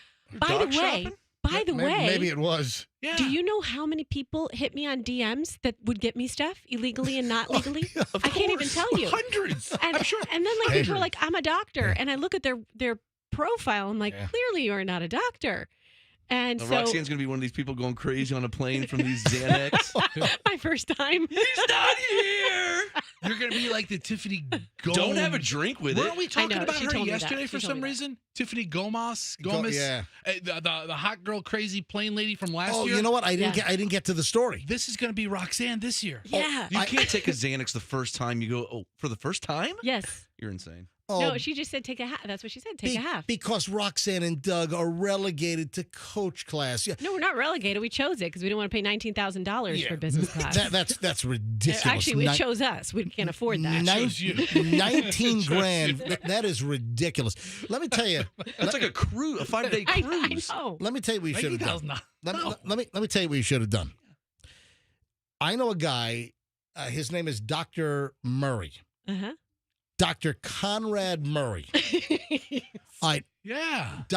He can shoot you up. Whip me up a cocktail. No, right? he can shoot you up with some propofol. Conrad. And Dr. Conrad Murray, he can hit you up with some propofol. That's called milk of amnesia.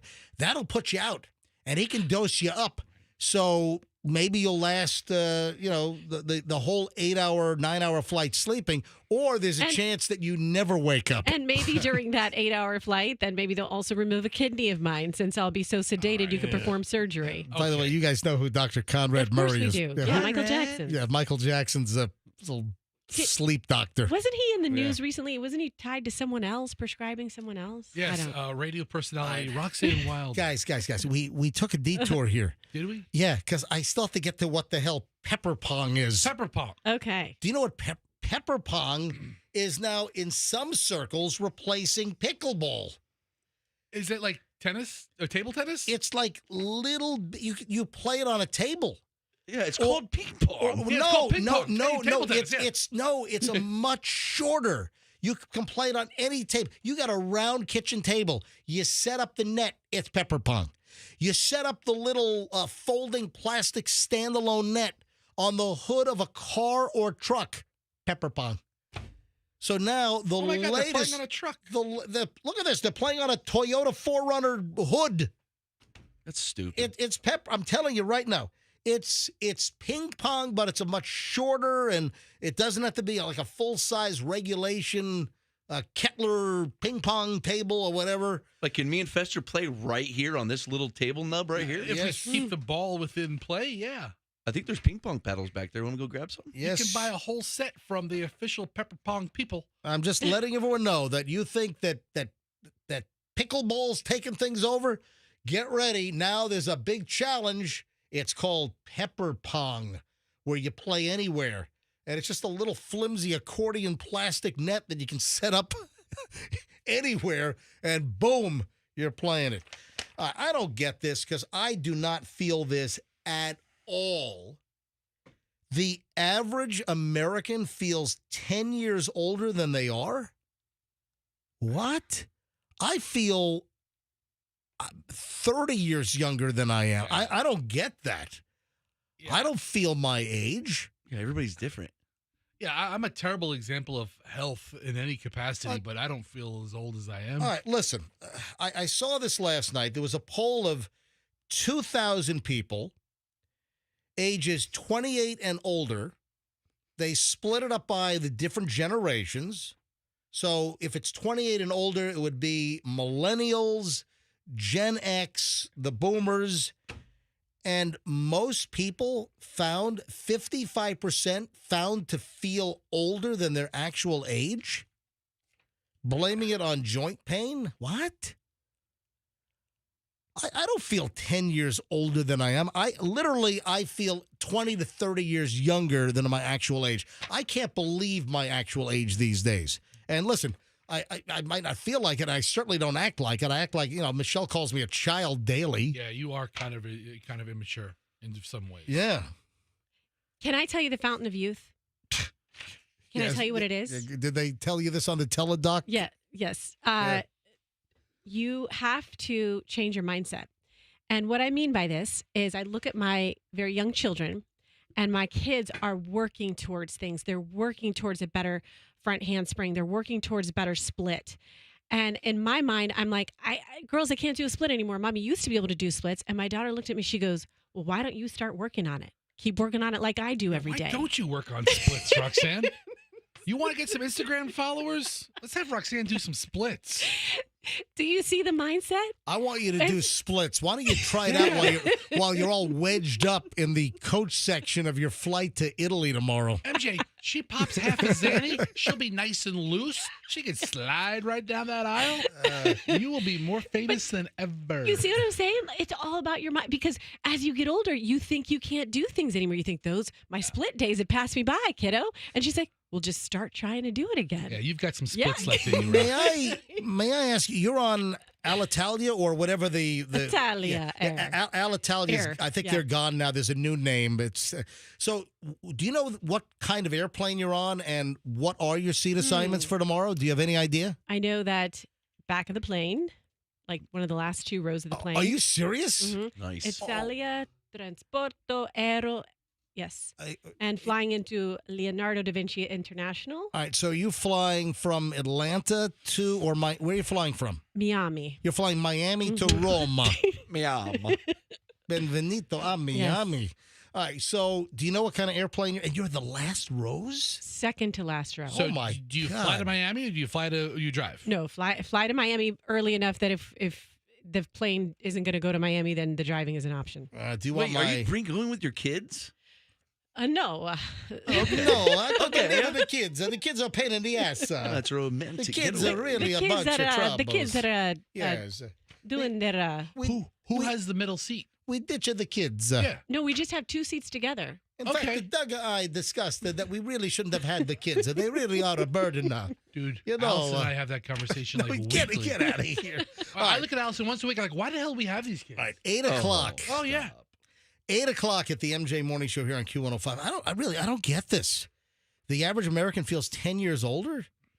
Roxanne, do you feel 10 years older than you are? I mean, I'll tell you when I felt 10 years older, when I was trying too hard to show off and do some breakdancing, and I busted my knee, and then I was like, oh, this is what getting old feels like, because I was like, my joints hurt. I'm talking about on a daily basis. Do you feel 10 years older than you are? Mentally, 18. Physically, older? 19. Oh, get out. All right. Fester, you don't feel 10 years older, do you? I mean, even with that extra weight that you're lumbering around with. I feel like a fat 28-year-old. There you go. I mean, instead of a fat... Froggy, do you feel 10 years older? I feel so young. I feel like I'm in my dad's bag still. All right, really? Really?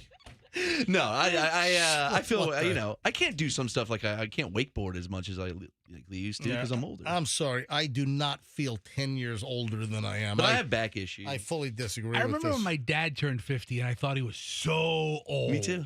Like crazy old. And now look at you. And then now I turned 50 this year and I have the dumbest thoughts ever about everything, and I make the dumbest jokes in my head. I'm like, there's no way my dad was making these dumb jokes when he was my age. Good point.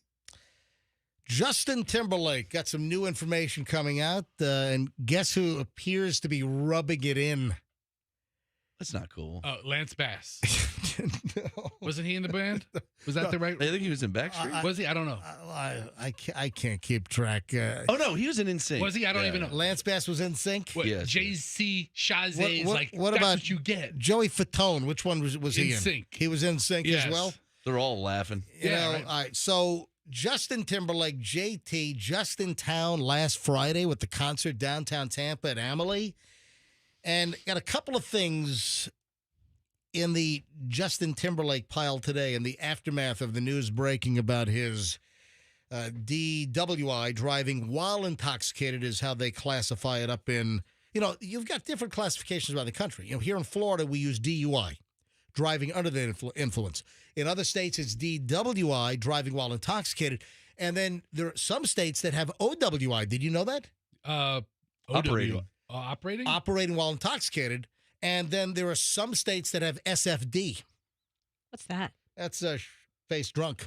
Mm. Yep. You got SFD. That's the SFD. That's in Texas. What you got? You got face drunk. We got SFD here. A couple of audio bites I want to play, and well, sounds like the roles should have been reversed. I have audio of Justin Timberlake at his Miami concert over the weekend. So Justin Timberlake, he was in Tampa on Friday night. He played Miami on Saturday night. And Justin Timberlake said to the crowd, "The night is young. Just saying, be careful out there." You know, he said, "The night is young. Be careful out there." The crowd should have said, "Justin, when you're out in the Hamptons and Sag Harbor on Monday night, why don't you be careful out there?" That's a real wordy shout out to the stage. You think so? So remember he said, "This is going to ruin the world tour." Yeah, you know, I had a conversation with Michelle about that, and Michelle's like, "No, it's not going to ruin the world tour." I have a buddy who can't get into Canada because of his record. His lawyer, Michelle had a whole discussion with me last night after seeing the story in my pile about Justin Timberlake saying that, you know, telling the cop this is going to ruin the world tour. Now, his lawyer will be able to get continuances. Cases like this don't even typically end up in court. Cases like this, defense attorneys will settle the case. Either a license suspended or whatever the agreement is with prosecutors. So for Justin Timberlake, or for the stories to permeate that his DWI, which was grossly irresponsible, he should have never gotten behind the wheel of a car, while he was plowing him back at that restaurant, bar, hotel on Long Island. What if he had some Long Island iced teas? Probably exclusively. There were reports that he was picking up other people's drinks and drinking those. Was it? Yeah. So you have the Miami crowd that heard him warn them, "Hey, be careful out there," when it really was the opposite. Then you know what else has emerged? What? An NSYNC Super Bowl PSA, a public service announcement commercial from the Super Bowl in 2001. Hey, we're in sync. No. Don't drink and drive. Well, essentially, that's what it was. Arrive alive. Yeah, so, Justin, 23 years later, you should have taken the advice from the NSYNC Budweiser public service announcement. Listen. Hey, how's it going? We're in sync. You know, the group in sync? No. We're just going door to door to say thanks. Yeah, for talking to your kids about drinking. You see, even with all our success, you're still a bigger influence on your kids than we are. Dad, who was that? Just some guys, Lance, Joey, something about a sink. Lance! Justin! Pull a gun on them if they show up at my house. Yeah. So that's a PSA from 2001, and it was for Budweiser about, talk to your kids about drinking. You're a better influence on the kids drinking. And, well, here we are 23 years later, and Justin Timberlake could have heeded the advice from the very public service announcement that ran during the 2001 Super Bowl. Oh, it's his mother's fault. His mother didn't talk to him. And then Britney Spears. You think she's rubbing it in? Britney Spears on her social media posted a photo of a cocktail. Ooh. She's back. Oh, boy. Yeah, Britney Spears. Is that that creative? Apparently has weighed in on her ex-boyfriend and abortion pusher, Justin Timberlake, and the alleged drunk driving bust. She posted a cryptic picture of a cocktail on her social media. Oh, Brit. Instagram, late Tuesday. Britney Spears puts up this picture of a single cocktail. This just hours after the bloodshot, watery, drunken-faced mugshot of Justin Timberlake was posted by the Sag Harbor Police Department. Okay, Wow. Britt, thanks. Clearly, she was trying to rub it in. Yeah. She's clearly trying to dig it in. What other reason would Britney Spears be posting a cocktail just hours after Justin Timberlake's DUI bust? Leave Britney alone! What else? I think that's about it with the... Yeah, but Justin Timberlake saying that the world tour might be disrupted by court dates. Come on. Defense attorneys can ask for continuances so they don't interfere with, for instance, a worldwide concert tour date. So I don't know where that crap is coming from. That doesn't make any sense to me whatsoever. Didn't we have a story last week that Jelly Roll couldn't travel because of all of his convictions? He's been arrested like 12 Yeah, times. I mean, so Justin's going down the Jelly Roll path. Yeah, you see Billy Joel. Oh, you want to talk about a guy who knows a thing or two about getting busted on Long Island for DUIs? I remember. Didn't he smash into parked cars? A tiny car, was it? He did. A little mini like Monopoly car. Yeah, I mean, Billy. Listen, it's not funny, but Billy Joel's had some drinking issues over the years, and there was this. Look that up. Billy Joel drunk smashing into parked cars. Yeah, Billy Joel's now reacting to Justin Timberlake's DUI. Of course, Billy Joel from Long Island. And Billy Joel says, "Judge not, lest ye be judged." Thanks, Is she Bill. talking about Ye Kanye? No, that would be Ye. Yay. Yeah. Okay. Music legend Billy Joel cautioned outsiders from casting aspersions about Justin Timberlake following the pop star's arrest for allegedly driving while intoxicated.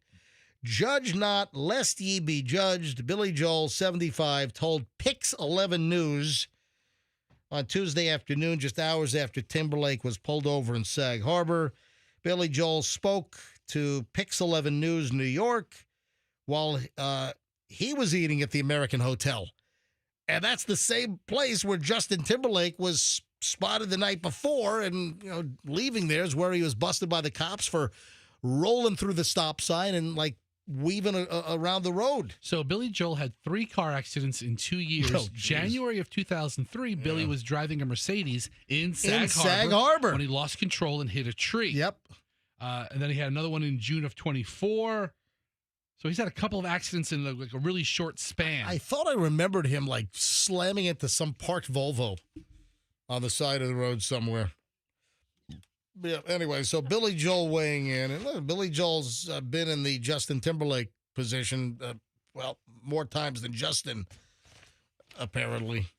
So, all right, I got to, what time is it, 8:10? I got to call Michelle here. Okay. She doesn't want to go with me. Michelle does not want to go with me. I don't understand why. I don't get it. I mean, there's a couple of reasons. Do you know where she doesn't want to go? I mean, I would guess almost anywhere, and my answer would be just look at you. Jeez.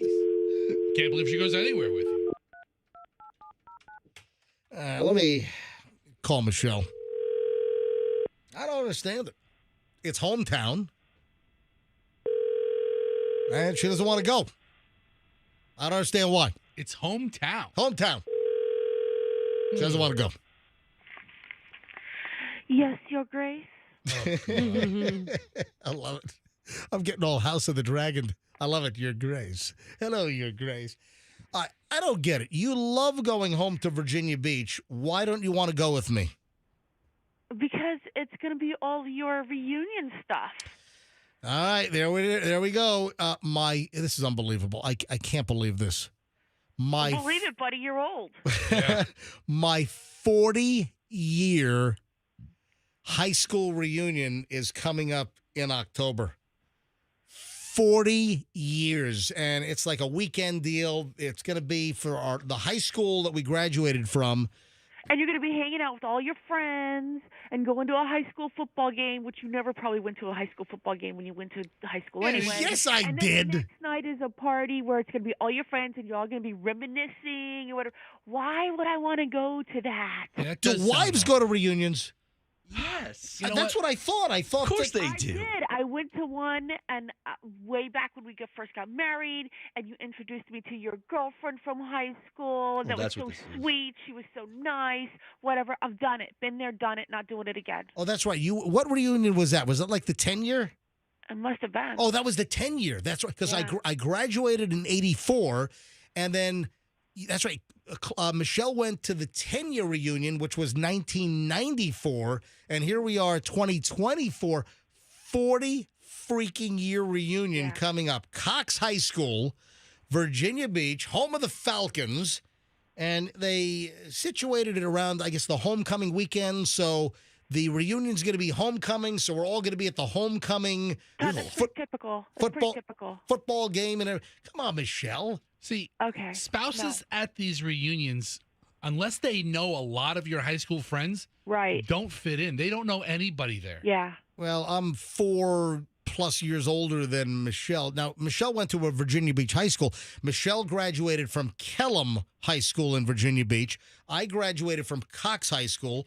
Of course, you've got like Green Run. You've got First Colonial. That's where Juice Newton went, by the way. You know, playing with the Queen of Hearts. Yes, you know, good to know. Juice Newton graduated from FC, First Colonial. You know, Princess Anne High School. Okay, we don't need to hold jurisdiction. And plus, there are like 20 more high schools that didn't even exist that are now, new high schools. Anyway, Michelle, I'd love for you to join us. We can go get a Taste Unlimited sandwich, go get some Pollard's fried chicken at London Bridge. Excuse me, stop. When would we do that? Yeah, in between the happy hour social or, Right. If you they have all arrive the on- events. If you arrive on Friday and you're going right away to a football game, when am I going to go eat anything that I want to eat? I've got to go to a football game that I don't really care anything about. Wasn't my high supportive. school, whatever. And then the next day, I'm going to have to do a whirlwind tour between 9 a.m. and 4 p.m. and eat all my favorite foods because then I've got to go to your reunion at 6 p.m. She's got a tons good of point. points. She's got a great point. You know what? I want to grab a And couple. then I got to hang around with you guys and listen to you, like, just, yak, and reminisce about the good old days when so-and-so did swinging from a chandelier, raced his motorcycle into the woods or whatever. Yeah, that's what wives helmet. do. I don't know, some crazy stuff. I would go to your Kellam High School reunion in Virginia Beach. You're a bunch of nerds anyway. Who wants to hang out with you? That's a good point. She's right shredding you, every man. way. You know what? I want to grab a couple of calls on this. Should Michelle go to my high school reunion? Oh, my God. You know what? Stay on the phone. I'm grabbing calls on this. I think I'd rather put forks in eyes and ears than go to your All right. Should Michelle go to my 40-year reunion? Any listeners have thoughts on this? Let's go. Fire up the phone. No, stay on the I don't phone. need to stay on the phone. I don't need to stay on the phone. Jeez. Goodbye. Bye. Goodbye, Your Grace. See, usually I'm on Michelle's side, but I think she should go. All right. I do. They're fun. All right. Folks, what do you think? Should spouses go? Have you gone to your spouse's high school reunion? Can I get some thoughts on this, please? 800-990-1047. What do you think about the conversation I just had with Michelle? It's going to be like mid-October. I was already poking around because, Breeze Airlines flies Tampa to Norfolk nonstop, which is very convenient. And we flew it last September. Remember the landing gear broke when we landed at Tampa coming back. Remember? Yeah. MJ, this is a whole weekend of activities, it sounds like. We had a reunion a couple of years ago, and it was kind of like at a brewery. It was kind of a pop-in coming. It was no real organized event other than a get-together. Let me go to phones on this. 800-990-1047. Do you think I should expect Michelle to go to my 40-year reunion with me? She's trying to just kick me out of the house. Just go on your own. But you know what's going to happen? She's like, oh, yeah, I don't want to be there. But then I'm never going to hear the end of it. Then she's going to be dragging it up, throwing it in my face. Oh, and what about the weekend you went by yourself to Virginia Beach to go to the reunion? Hey, I'm telling you, I know how this crap works. All right, fire up the phones. I would like to know your thoughts. Should Michelle go? Is it okay that she's not going?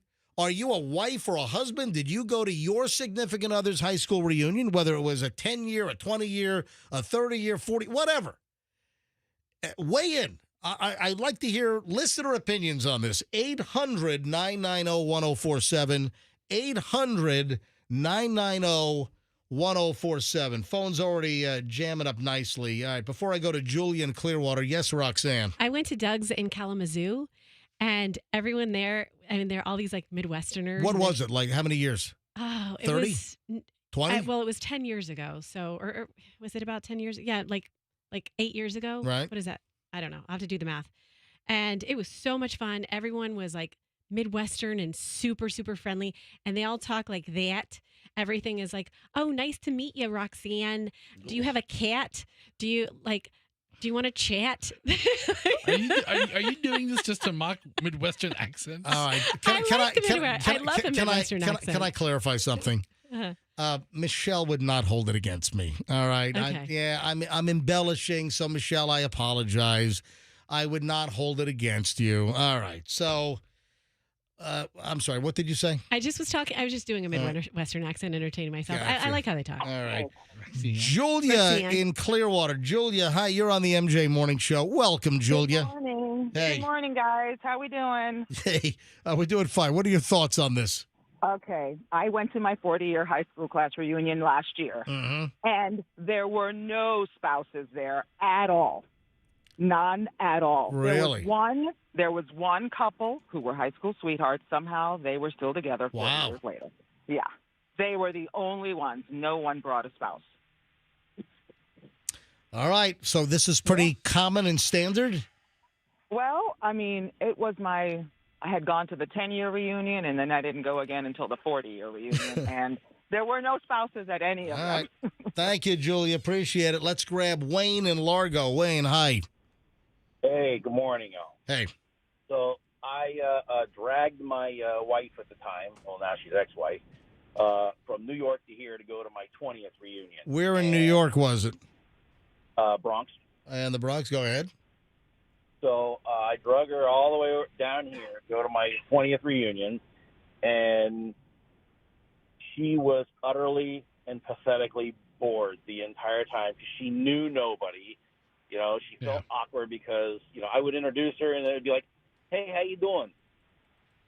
Hey, how are you? Conversation ended. And that's it. It's Exactly. over. It was like, so I felt so bad after the fact that on my next reunion, I said, you know what, why don't you just stay home? So I vote no.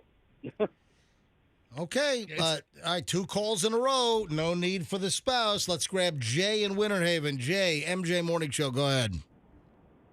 Yes, you need to give her a reason to go because I'm going to my 50th in August. Wow. And my wife came with me my 40th, and we had a blast. All right. Well, listen, I thought the reason would be that Michelle and I are both from Virginia Beach. We both graduated there, and I thought maybe she'd want to go. Shannon in Bradenton. Shannon, MJ Morning Show. Hi. Hi. First of all, I love y'all guys. Second of all, yes, I think Michelle should go due to the fact that MJ's right. She's going to hold it against him big time. She will because all women, we will hold that crap against y'all. Don't get me in trouble here, would you? Please don't get me in trouble. You know what I was thinking? I was thinking maybe I'd walk into our graduation with a boombox. Oh. What do you think? Not cool. What do you think? Not cool. What is it? What do you get, Froggy? You want to hear a little story about vitamin C? Chills. Yeah, why don't you give us a little story about vitamin C? I was in Cincinnati. The singer of this song. For a radio station The event. graduation song, yeah. I was in Cincinnati for a radio station event. Yeah. And it was a radio station concert. And Biz Markie was there, and Vitamin C was there, and I was throwing the football with Biz Markie. Hold on, Biz Markie, like, yeah. Oh, baby, Yeah, he was a performer. You got what I need. When you say Biz Markie, you don't need to qualify it. It's the Biz Markie. Yeah. So he was there. Yeah. And we were throwing the football with a bunch of guys and Biz Markie. You and Biz. Yeah. And I threw it to Biz, and he missed it, and it hit Vitamin C right in the boob. Huh? How about that? Really? Right? How about that for a story? You clocked vitamin C in the boob? Right in her double C. And this is how it goes. Ooh. It's a good song. It is. Kind of gives you chills, you know? Yeah, Douche. Hey, Andrew, do you have the version where you have the graduating students talking in the beginning? Yeah, find that one. You want the version where they're saying, "Oh, I'm gonna miss my friends so much. We had such great times together." Yeah, we need that version. Hi, my name's Chet. I remember when Robbie wiped a booger on my neck sophomore year. Time so much, Chet. Oh, so cool. All right, see if you can find that version for me. Let me go back to phones on this. How about Renee in Palm Harbor? Renee, hi, you're on the MJ Morning Show.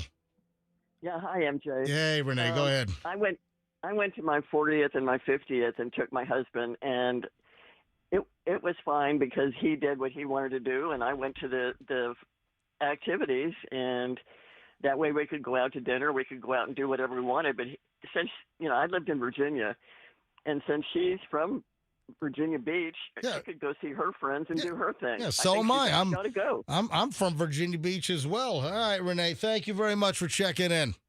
Okay. Have a great one. Oh, speaking of Biz Marquee. Have you ever met a girl that you tried to date, but a year to make He's not very love, athletic. she wanted you to wait?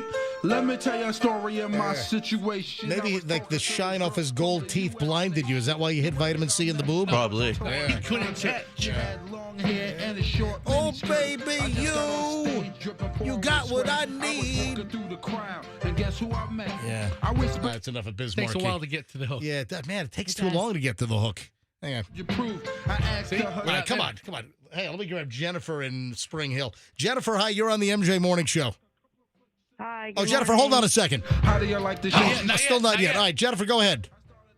Hi, good morning. How are you? I took my husband to my high school reunions, and he had a great time. He made more friends than I had. And where was this reunion? I'm from New Jersey, but we live here in Spring Hill now. Oh, gotcha. Oh, hang on. Here we go. You got what I need. There we go. But you say he's just a friend. And you say he's just a friend. Oh, baby, you. There we go. All right, hey, let me go back to Jennifer. All right, Jennifer, I'm sorry. So you're from Spring Hill, but the reunion was up in New Jersey? Well, no, I'm from New Jersey originally, and so my reunion was up in Jersey. And No, but you're in Spring Hill now. With you. Yeah. Correct. Gotcha. Correct. All right. And how was it? He had a great time. He made more friends than I ever had in high school. Oh, wow. And he keeps in touch with some of them now. All right. Thank you, Jennifer. Appreciate it. All right, a couple more. Jeff in Parrish. Hello, Jeff. You're on the MJ Morning Show. Hey, good morning. I just have to ask this question. You haven't gone in years. Why would you want to go now? Couldn't you use that money to go have a better time with your better half somewhere else around the world? It's going to cost me $157 round trip on Breeze Airlines. The whole weekend's not $1,000. Yeah, I mean, it's.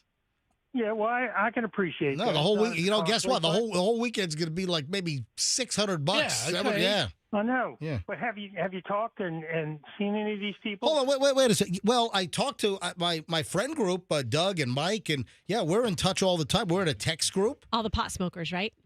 Yeah, all of my friends. All of my friends are professionals. They're mid-50s plus, and they're all smoking pot. I'm the only one that's not weeding it up good. Ooh, you know what's happening at this party. Hey, so Jeff, why the hell are you trying to talk me out of going to my 40th high school reunion? What's blanket? It just doesn't seem like a good use of your time. You could go have fun elsewhere. All right. You sound like a real fun time yourself, Jeff. All right, thank you, Jeff. All right, what a creep. We don't call Jeff a creep. Wendy, you're on the final call on this. Wendy, welcome to the MJ Morning Show. Thank you. I think she should go, and you guys could walk down memory lane and go to all your old places that you like to go as teenagers. Oh, yeah. And part two, I think Chloe should go in happy for a car if she really wants one. Oh, yeah. Did you hear that? She did a plug for Chloe, too, MJ. Yeah, I did. I heard it. Andrew's talking So about it. supportive. Yeah.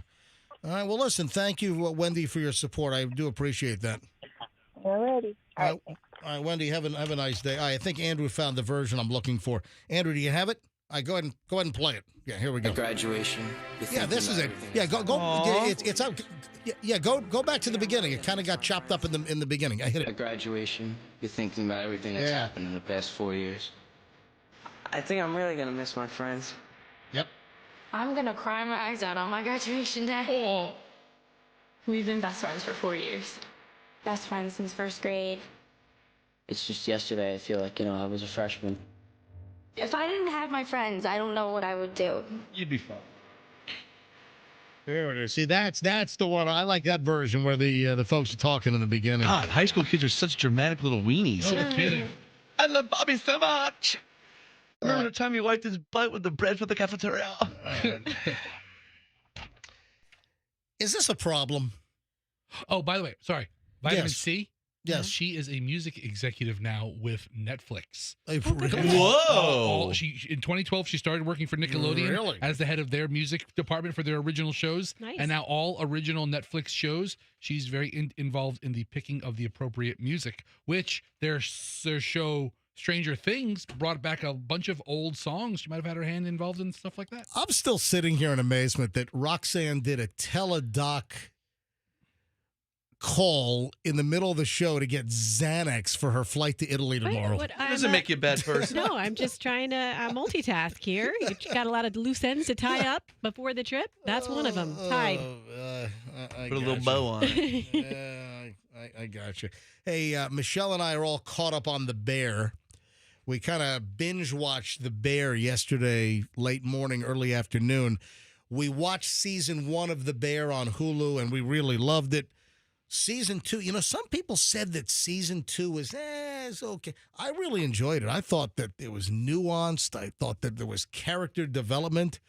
The scene where the family had the meltdown at Christmas dinner and the mother drove the car through the house, that's freaking hysterical. All right, just ruin it for everybody who hasn't seen it. Thank you.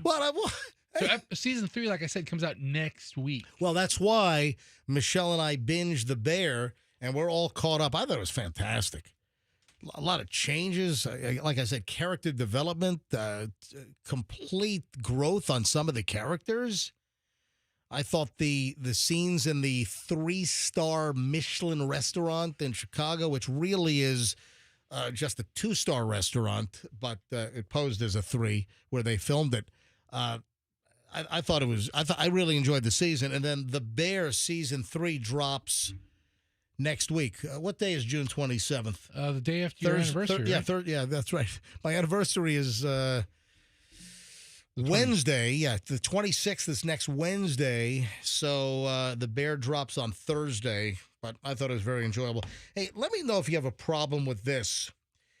This is one of these Dear Abby columns, and it's not often, but every once in a while I stumble across one of the Dear Abbies, which I still think that 95% of these stories are totally made up.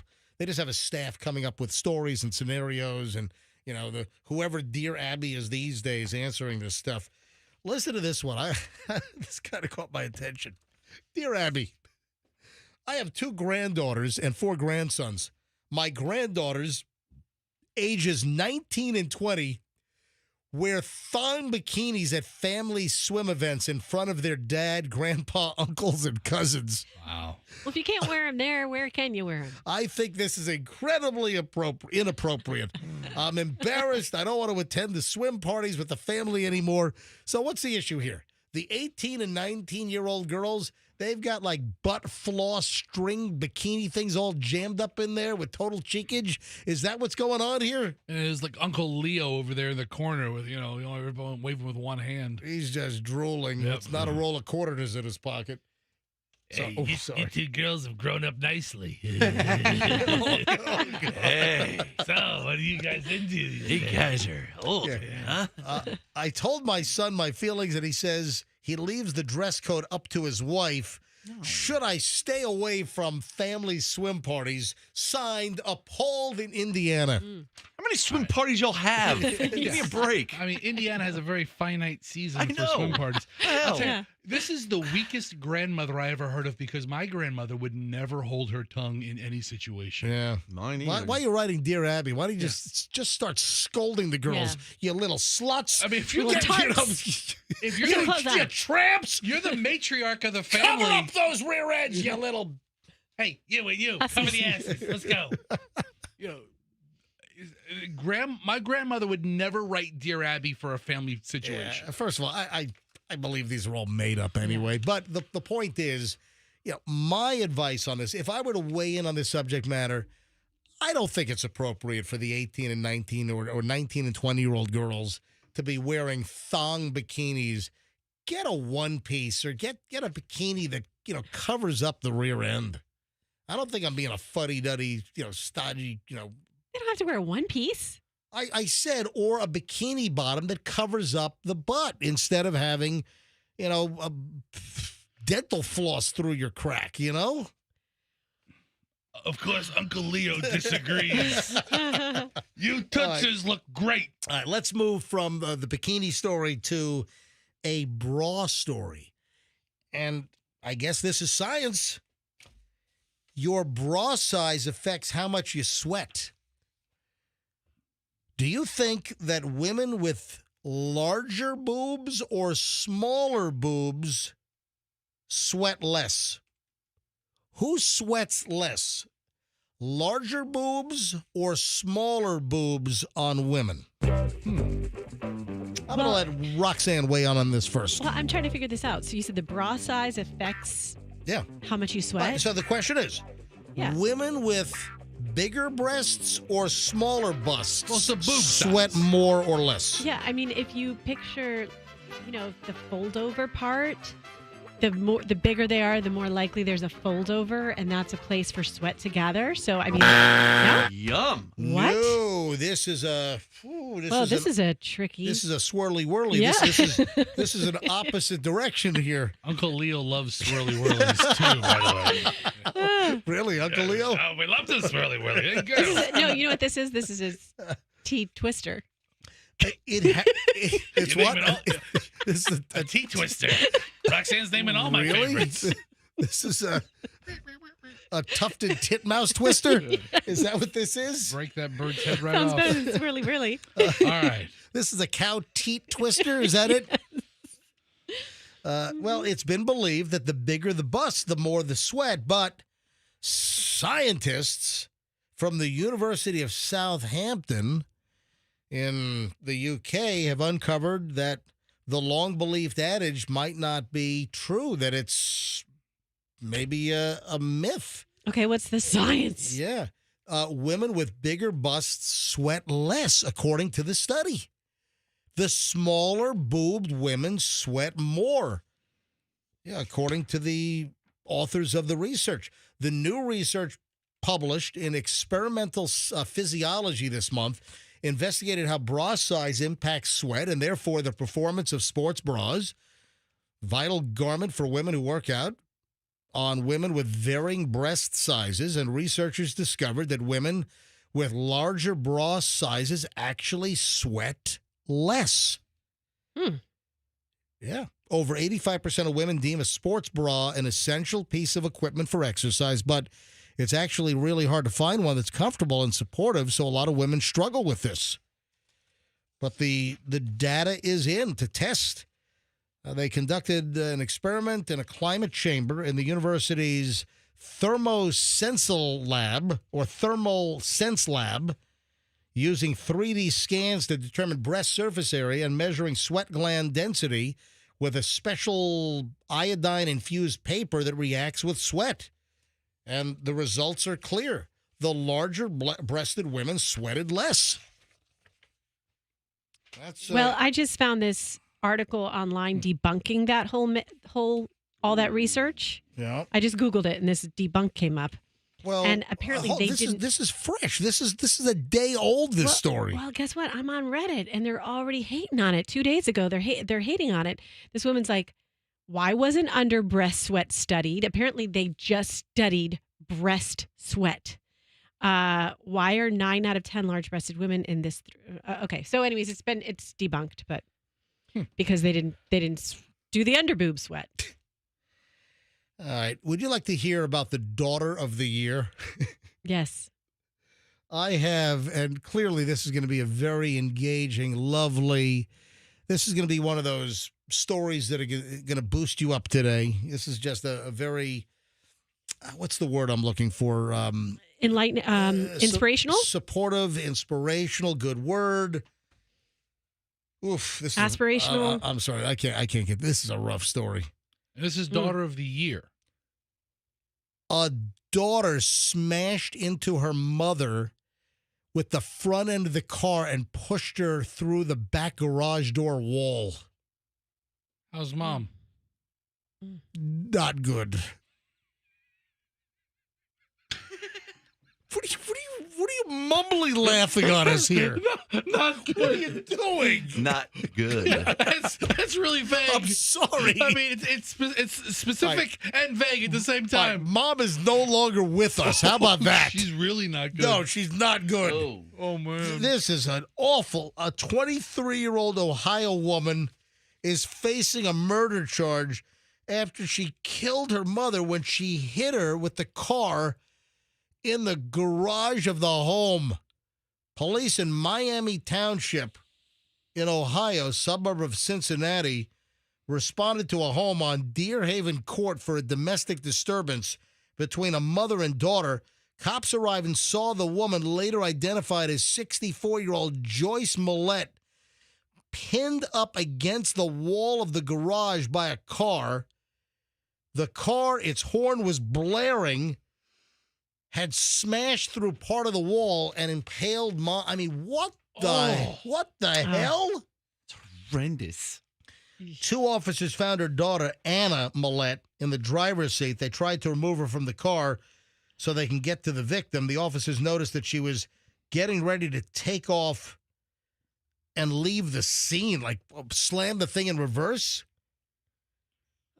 Wow. Stop. The body cam footage from the cops show this as they pull the door open by, they try to pull the door open, but it was locked. They bust out the window and they're yelling, "Get out of the car! Get out of the car!" Anna Millette allegedly slammed the car into reverse, knocking one of the officers over, sped out of the driveway onto the street before taking off, tires screeching.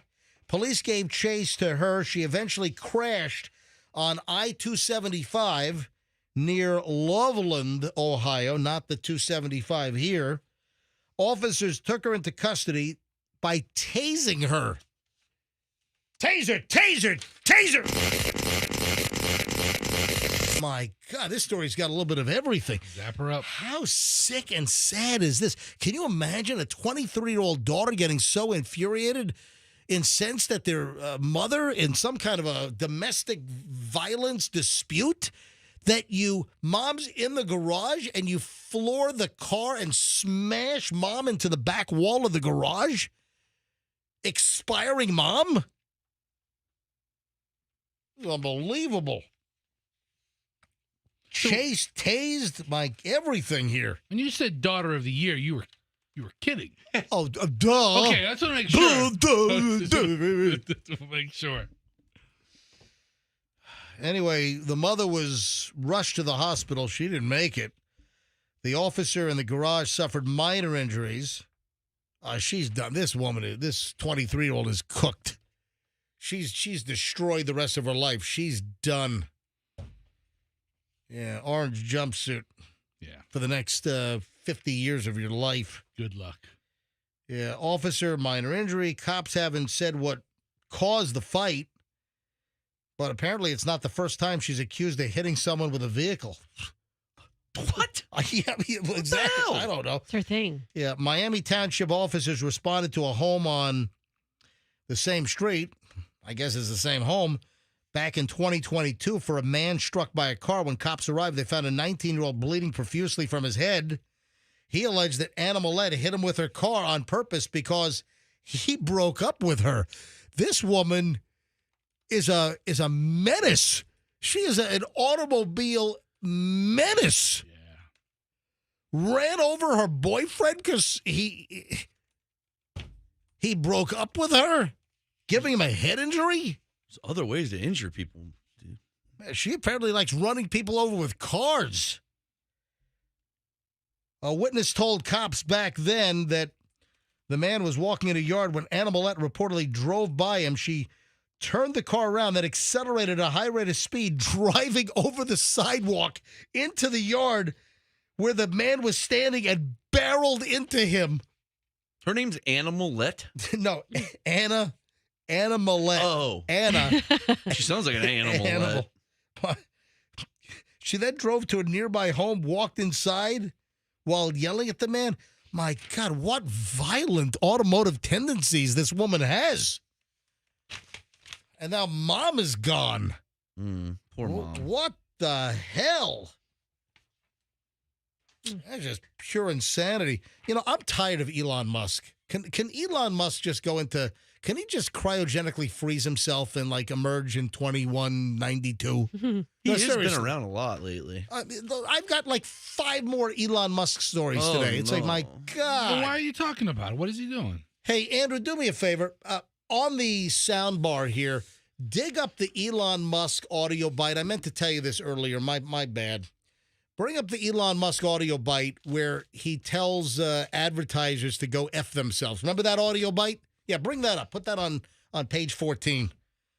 So now Elon Musk, because X, formerly Twitter, is getting so hammered, and ad sales, they're finally confirming that ad sales, hit the basement. I mean, total dumpster fire. So now Elon Musk is like apologizing and walking back the comments to advertisers where he said, "Go F yourselves." I don't mean it. Ooh, is that your Elon? Well, Ooh. Wow. Yeah, Elon Musk yesterday walked back the harsh comments to advertisers last November when he told the industry to go F themselves. Yeah, we've got the audio bite. Andrew will have it up in just a minute. Oh, Elon. It's so controversial. Yeah, it wasn't to advertisers as a whole. So now he's trying to it's like a mea culpa here. He's trying to walk things back. Yeah, he had a conversation yesterday with WPP CEO Mark Reed at the I love the WPP. At the Cannes Lion, I don't know. Advertising, it's Lions, so it's not like Lyon, right? That would be Lyon. Anyway, so there's some advertising festival, and he said it was with respect to freedom of speech. I think it's important to have a global free speech platform where people from a wide range of opinions can voice their views. Anyway, X has been turned into a dumpster fire. I don't even go on X anymore. It's a disaster. Here's the audio bite. Go yourself. Is that clear? Is that clear? Yeah, that was to advertisers. That was Elon Musk last November. Go yourself. Is that clear? And you know what? They told X and Elon Musk to go bleep himself, and they stopped buying ads.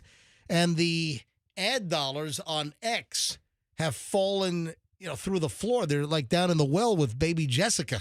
Aww. Or those miners down in Peru or wherever the hell that was. Chile, whatever. Chilean miners, yes. Yeah. So that's where the Elon Musk X advertising is now. So now he's trying to walk all that back. And then here's the other, like I said, it's like, Elon Musk, just please go hibernate. I got that Kratom subscription. Did you hear? What? Oh, the he's on Kratom apparently. Yeah, Does that make you crazy? I don't even know what that is. Is that, what is that, like Special K? No, that's ketamine. You see the smoke shops around town. They advertise Kratom. Yeah, but he can't be taking smoke shop Kratom. Now, Elon, you ready for this one? Yeah. Elon Musk claims that 2 homicidal maniacs have tried to kill him. And he's comparing himself to John Lennon now. And Corey Feldman. He got stabbed. 2 homicidal maniacs have threatened to kill Elon Musk in the past 7 months. Yeah, he claimed at a shareholder meeting while comparing himself to the late John Lennon from the Beatles. Let's hear you write a song, Elon. John Lennon. He doesn't. I am the walrus. I am the walrus. Cuckoo, cuckoo, cuckoo, cuckoo, cuckoo. Go F yourself. I am the walrus. Is that clear? Yeah, an anonymous shareholder asked Musk what he's doing to make sure he stays healthy and safe, to which Musk acknowledged that he should start by working out to avoid being assassinated. I'm sure there's people that want to kill that guy. Anyway, just enough is enough. Hey, I've had Chloe on this morning. I've had Michelle on this morning. Why not make it a hat trick? A trifecta. Yeah, and try getting Julian on. I thought we'd talk to your dogs next. Let me get Julian. Because there's a story out of NYU. And I don't know if Julian has heard about this. He's going to be awake this time? Yeah, he is. No, I'm up. I'm up. Are you listening? Creepy.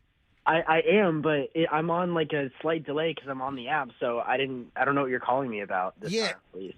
I think I might have sent this to you. If not, did you hear about the NYU freshman? And, of course, Julian is a freshman or just finished his freshman year, so Julian is a rising sophomore. Is this about Barron Trump? No. Oh, you're talking about this year's the theft story? Yes. Yeah. Listen to this. NYU freshman stole $51,000 in luxury items from the roommate whose millionaire dad is somehow connected to Vladimir Putin. That might not be a good. That roommate's gonna be found like falling off of a 26-door balcony, or is going to come down with polonium-210 poisoning, or get poked in the shin and get rag-faced. You're going to get poked in the shin with a ricin-tipped umbrella in Washington Square Park. Yeah. What do you know about this, Julian? Well, I read like 2 articles. Me and Mom were talking about it. Do you know what dorm this was in? Was this in your dorm by any chance? I'm not entirely sure. Because you were in a freshman dorm last year, and this was these were freshmen. Yeah. I just know, $50K. The roommate was selling them online. I think there was like a $20,000 ring or something like that, Yeah. or $30,000 ring. Yeah, here are the details. A first-year political science major ripped off approximately $51,000 worth of her roommate's pricey possessions, according to the Post, including Gucci, Chanel, Bulgari, and then sold them online for a quick buck. Aurora Agapov, whose Russian mining magnate father, Andrei, has a net worth of about $75 million and counts Vladimir Putin as a pal, on his company's board of directors, realized some of her belongings were missing last month as she completed her freshman year, according to a lawsuit that she filed in Supreme Court in Manhattan. Is he what is it, oligarch? Yeah, stole an 18-karat ruby ring valued at $23,765. What the hell did you say, Froggy? What are they called when they're like Putin's guys? Oligarch. Yeah, that's what we got. Yeah. So is he one of those? Did you know the roommate or the oligarch's kid? I doubt it. I don't think so at all. You don't know Caitlin Fung? That's her name. Yeah, it is. I don't think so. Caitlin Fung. Fung. She stole the stuff and then took it to like consignment stores. And you know the website The Real Real? Yeah. No. Caitlin Fung. She said fung it. F-U-N-G. Man, the roommate's a fungus. His roommate's going to be killed. Oh, yeah, that's what I'm saying. Yeah. I mean, polonium-210, ricin, falling off of a balcony. That's Flat out disappear. That's nuts. So, stealing and selling a $23,000 ring, a Bulgari necklace valued at $13,000, sold that for a measly $24.85. Stole a Chanel Strauss bracelet valued at $2,000 and sold it for $175. I'll take it. What the heck? It's not a very good negotiator. Stole a Celine Nano tote worth $3,300 and a Chanel purse worth $4,000 as well. Jeez. What a roommate from hell. Yeah, by the way, at least try and get a good deal. Fung was arrested on May 2nd on third-degree grand larceny charges, and the case is pending. Man, what a nasty. Anyway, Agapov went to the brick-and-mortar store for the Real Real. You see them online, and you see the TV commercials, but they have some Real stores, and I guess she tried to pawn them off to them. And she saw her own stuff in the store? Well, then, oh my gosh. Then the Agapov, the woman that had the young college kid that had her stuff stolen, she went to get her stuff back. A worker told her that Fung's mother had appeared days earlier to collect the items. The mother Fung? Yeah, the mother Funger. Fung. Jeez, dude, this is crazy. The Real Real kicked her out and told her to get the fung out of here. Right, get right out. Fung you. Julian, I just didn't know if you knew these girls, but you're aware of the story, clearly. I mean, it's the same. It might even be the same dorm where you are, because these were all freshmen, and you were a freshman in the same dorm, maybe. Julian, what's the Barron Trump story? I'll look into it. Is Barron Trump going to NYU? Have to raise the ceilings to get him in? There's a rumor that he is, and so everybody here at NYU, considering we are up here in the north, they're all very against it. And I know some people who went to school with him and know him, and he's just not like his father. He's not like anybody. The word is that Barron Trump is supposed to be a very nice kid, right? Yeah, absolutely. Like one of the most respectful people you've ever seen. Like, Julian said he heard that Barron Trump was a very respectful Or he'll kid. Anyway. squash you like a bug. Yeah, the He's kid's like like 8 feet tall. he's like 6'9" or 6'8" or 6'9". Yeah. ridiculous. Hey, Julian, I got to run. I got to hit a break. Okay. Alrighty. All right, buddy. Have a good one. All right, 8:53 at the MJ Morning Show. Man, been a busy Thursday so far. When we get back, another warning. If you have this in your car, be careful. This could explode in your face. We talked about this a couple of months ago. There's another situation. If you're a female pot smoker, heads up. You got to hear what's coming up next.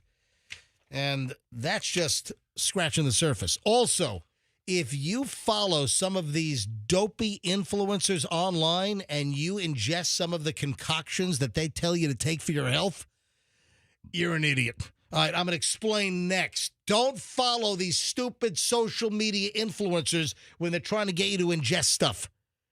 I got a crazy story next.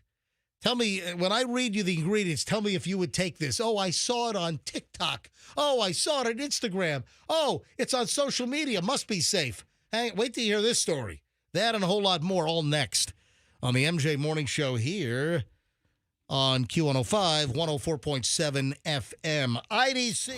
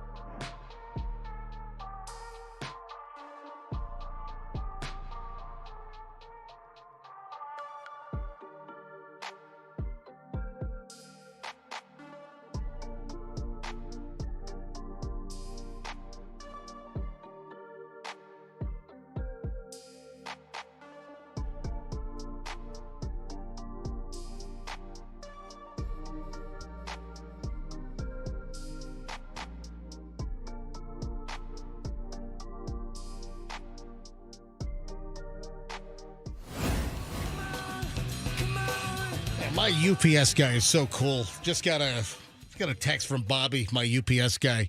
Got 5 boxes for you. Yep, I know they're coming. I've got 5 boxes. 5 thanks. Text me and I'll meet you outside. I got a great relationship with my UPS guy. Best UPS guy on the planet. South Tampa Bobby. Great. Yep. All right. I've also been texting with the postmaster at Tampa, Maine. All right. How's that going? Not well. Oh. Hang on. I just sent a response back, and I'm kind of getting pushed off to corporate communications, apparently, for the USPS somewhere in Texas. Mm-hmm.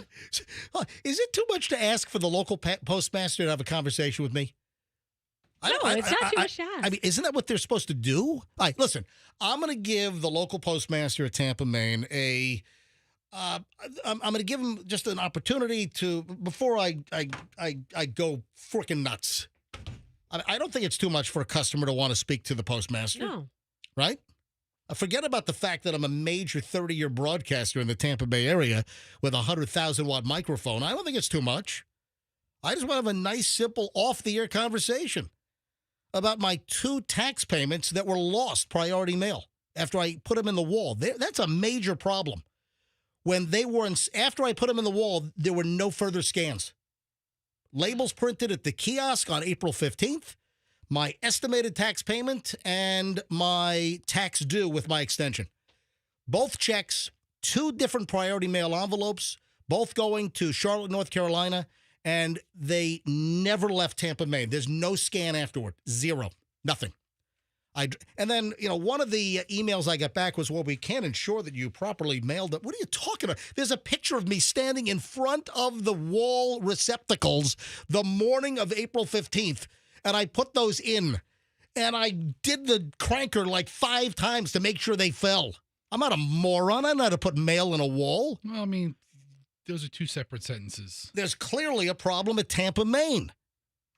Both of my priority mail letters to the IRS got boosted, got jacked somewhere along the way. Something's wrong. All right, anyway. So I'll let you know what's going on. Hey, if you're a woman, listen, I care about you. I care about your health. Women who smoke pot, according to new research, face a higher risk of death from heart disease, according to a brand new study. And I'll tell you what, I think people that don't smoke pot are in the minority these days. I don't know what's going on. Oh, you're right about New York City. I went there for one day a couple weeks ago. Thank you. And all your clothing still reeks from marijuana, right? Yeah, I started making, every time I walked by a whiff, it was, and I walked for about an hour in the city, and it was like every... it's everywhere. Yeah. Yeah, it's nonstop. It's really obnoxious. It's kind of interesting, though. You can smell, like, the different kinds. Like, as you're walking, you'll smell one clump, and then you'll smell a different clump. Yeah, there's different strains, different varieties, different strengths. I read college kids are giving up booze and going to the flower. Weed. That's true. Much safer. Yeah, no, you know what? I actually have, hold on a minute. Fill some time. Let me find this story. I have that here. You know what? I feel like I feel like a lot of people. Speaking of marijuana stench, holy crap! Don't worry. Jeez, Froggy, what the hell? Be happy. Are you ready? You know what? I think a lot of people who I would never suspect do this will be like, "Oh yeah, I just took a gummy. I didn't feel like drinking." Like people you would never think would do that. More people are having a gummy in lieu of something to drink. Yeah, take the edge off or get the feeling right. And you don't wake up with a gummy hangover, I've heard.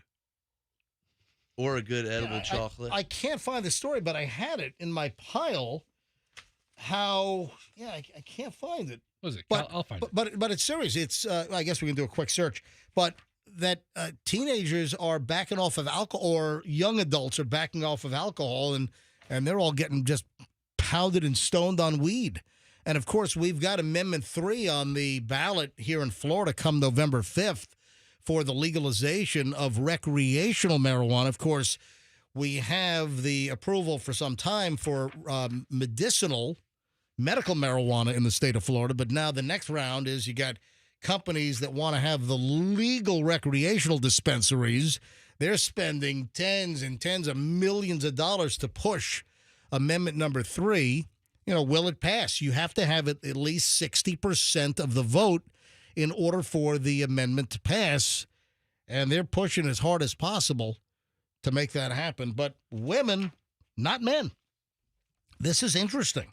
Women, but not men, who often smoke weed face a significantly higher risk of death from cardiovascular disease compared to women who don't use cannabis, according to a new study.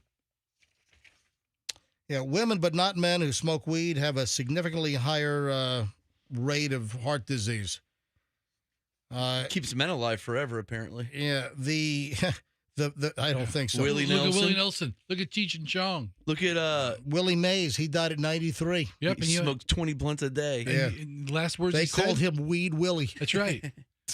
In his own strain. No, it's called the Willie Mays haze.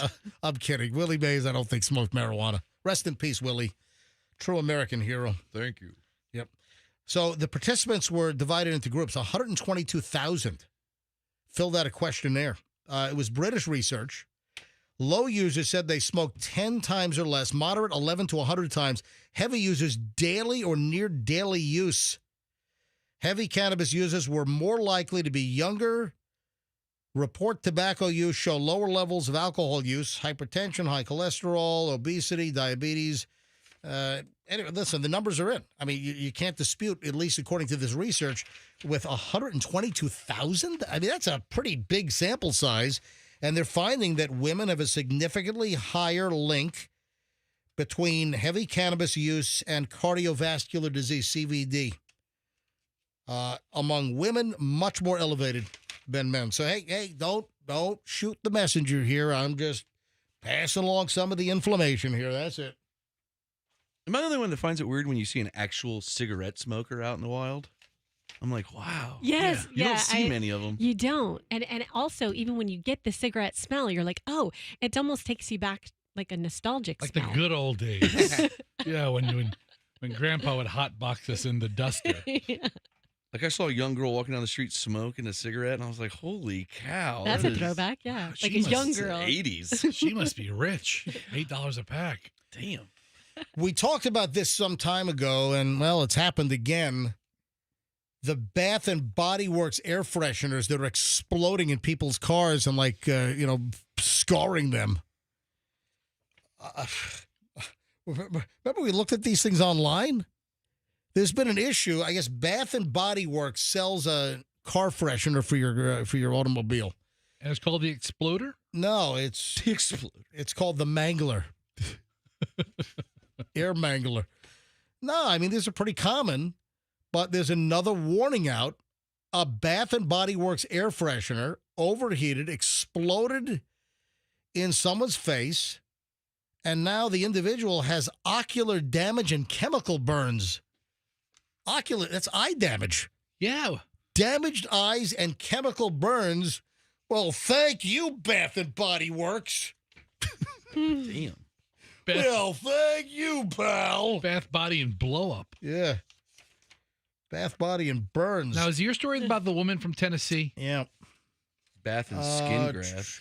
I don't know. How old is that story? Because from March. That's another one. So this is, what month is this? This is June. All right, so this is from like 3 months ago, but she's in the hospital bed holding gauze to her eyes. Yeah.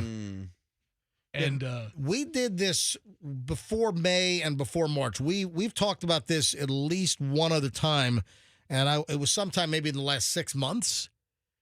But folks, heads up, if you have one of these Bath and Body Works air fresheners for your car, there are multiple reports of them blowing up, exploding like an ISIS IED in your car. Damn. Kind of weird how IED and IUD are so close in letters. Isn't it? Yeah. It's funny how that alphabet works. Yeah, I don't want to see an exploding IUD. Especially when forget about that one. Ow. Make that teeth movie look like a walk in the park. All right. You ever see that? That's a crazy movie, man. That's nuts. Anyways, heads up. I just don't know if it's worth risking having the. Are they still on the market? Why are they still? Are they still being sold? Didn't we have a story they were recall? Anyway, why is go to the Bath and Body Works website? Bath and Body Works. Are they still selling these car air fresheners that are causing people eye damage because they're blowing up? What are they called again? I know they're not called the Exploders or the Bangers. No, it's an automobile. I think we once knew the name of the actual product. Are they called wallflowers? No, that's when you plug into your wall. Yeah, those are for the home. Then they have car fragrance. Yeah, there it is. That's it. That's it right there. So you can buy it's the fresh cut lilac for $2.50. Yeah. Ooh. That's the refill, not the holder. Wow. What about daffodil shrapnel? Is that one on there? Yes. Look, they've got all these different ones. They've got champagne toast, mahogany, teak wood, tiki beach, laundry day.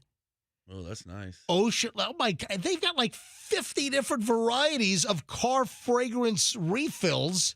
Ocean fish. Oh, my God. They have explosion spearmint right here. Oh, yeah. Look at that. Mangled coconut. Yeah, it's mahogany coconut. Cactus boom. That's cactus blossom. Yeah. Cherry blossom collision. No, it's colada. Oh, sorry. Yeah. But why are these things still available? Why do they still have them for sale if they're exploding in hot cars and they're hurting people? Here's Beach Bomb right over here. BALM or BOMB? BOMB. Yeah. Hey, I got another medical warning. Why do people follow some dope-faced influencer on social media who has some kind of a homemade remedy to cure some kind of an ailment, and people think that they should just take the recipe or whatever stew and brew they're recommending, and just because some clown on Instagram or TikTok tells you to take something and eat it and swallow it, you should do it? This woman claims she ended up in the hospital with a burned esophagus. Ouch. Yeah, that's got to be painful. My God. What'd she ingest? Wait till you hear this. Listen to this. This woman is sharing her experience after a wellness content creator on digestive health had a recipe online, and this woman had to be rushed to the hospital. This woman says you better be careful listening to those health and wellness influencers. Yeah, duh. That's the word right there, health and wellness. Yes. Otherwise, you might end up in the hospital just like me. Yeah, Lutini is this woman's name, and she'd been following what she says was a well-known health and wellness creator for some time, and says the creator was in the process of healing her body from a chronic illness. And she came across this video with this weirdo recipe and says, I stumbled across one of her videos talking about how you could stop your digestion problems by coating an orange with cinnamon and cayenne pepper and eating it. Peel and all. Oh, my. So this woman makes this concoction with an unpeeled orange jammed up with cayenne pepper and cinnamon, eats it, and apparently it burned a hole in her esophagus or something to that effect. But the acidity and the cinnamon, I don't get it. It's the cayenne pepper. Oh, the pepper. What the heck? Yikes. That's bad. The woman says she had to go see a specialist. She had to get an endoscopy, and it turns out that she did, in fact, burn her esophagus because she followed some ass couch on social media. She says she suffered for months with her esophageal problems. I mean, what's wrong with people? Poor lady. Yeah. What? She's stupid. Folks, and she put out this reminder. Let me read this. Her reminder. Not to believe everything you see on the internet and in any and every case. Just because someone has a large following doesn't mean that they're equipped to give advice on anything. No one's body is the same, and there is no one-size-fits-all. Be careful out there. Why would people put their trust in some wackadoodle that has an Instagram or a TikTok account suggesting like these medical style cures for your issues and ailments. I mean, I'm sorry. The internet's loaded with them. It is. And all the suggestions seem to sound reasonable when you say them out loud, too. Well, I guess cayenne pepper on an orange? Okay, I'll give it a shot. No, thanks. It's all over the place. All right, when we get back, there's another scam that's circulating. Yeah, don't fall for that. Also, she wants to make a comeback. I don't know. I don't care to see her again. Ooh. Yeah, which big celebrity now says that she's getting bored and tired of being on the sidelines and wants back in our faces? I'll tell you who that is coming up next. And we've got a lot of loose ends. Oh, there's a Bill Belichick update. Bill Belichick, 72 years old, former Patriots coach, with the 24-year-old cheerleader. Yeah, we got a Bill Belichick topless story coming up. You want to hear that? You want to see that? You want to see Bill Belichick with no shirt on? Yes. Hell yeah. You bet, Coach. Take it off. No, I didn't say the 24-year-old girlfriend. I said Bill Belichick. Let's pop that hoodie off, Coach. Hang on. 9:21. Oh, maybe that's why he wears a hoodie. To look young for the 24-year-old. Trying to be some surfer dude, 72-year-old hoodie wearer. Have you seen him in his hoodie? He looks like the Crypt Keeper. He's wearing the affliction. All right, 9:21 at the MJ Morning Show. We have a solid segment next here on the MJ Morning Show on Q105. Don't move.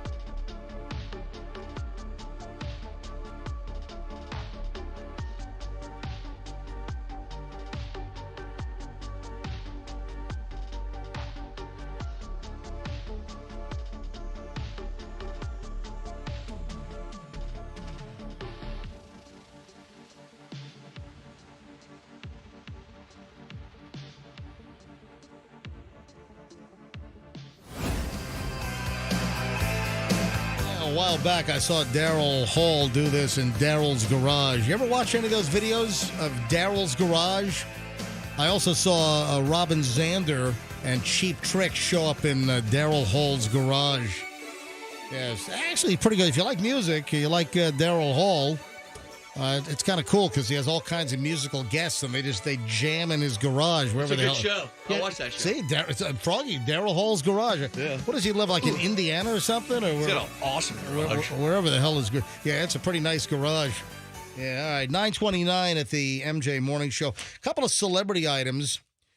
I don't know if I saw this earlier in the week, but apparently Sean Diddy Combs, who's in a boatload of trouble, has given back his key to the city of New York after the Mayor Adams, asked for it back after that video came out of him beating the crap out of his girlfriend.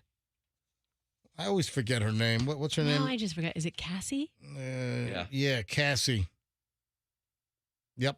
So the mayor asked for the key to the city back, and apparently on Tuesday, the key was given back. The key was revoked, and it was given back to the city. The actual plaque with the gold key was given back to the city earlier this week. And this was confirmed by Fabian Levy, the deputy mayor for communications for the city of New York. Which celebrity says that she's bored, is making a comeback, or at least attempting to make a comeback, that she's been sitting at home and, well, she is just tired of it? Who do you think it is? Let's see if you guys can guess. Give us a little hint other than it's an actress. Yeah, what or like female. decade are we talking? Is it like Tiffany? No. In the last, this is a celebrity, entertainer, comedian. Oh, that cancels my guess. I was going to guess. I know. Hilaria. I know who it has to be. Who? Kathy Griffin? Nope. Damn. Nope. Okay. Is it that Amy Schumer? No, she didn't really disappear. No. Okay. Well, a comedian. Okay, All right, a A comedian. female comic that's Chelsea disappeared. Handler? Nope. You're getting warmer, though.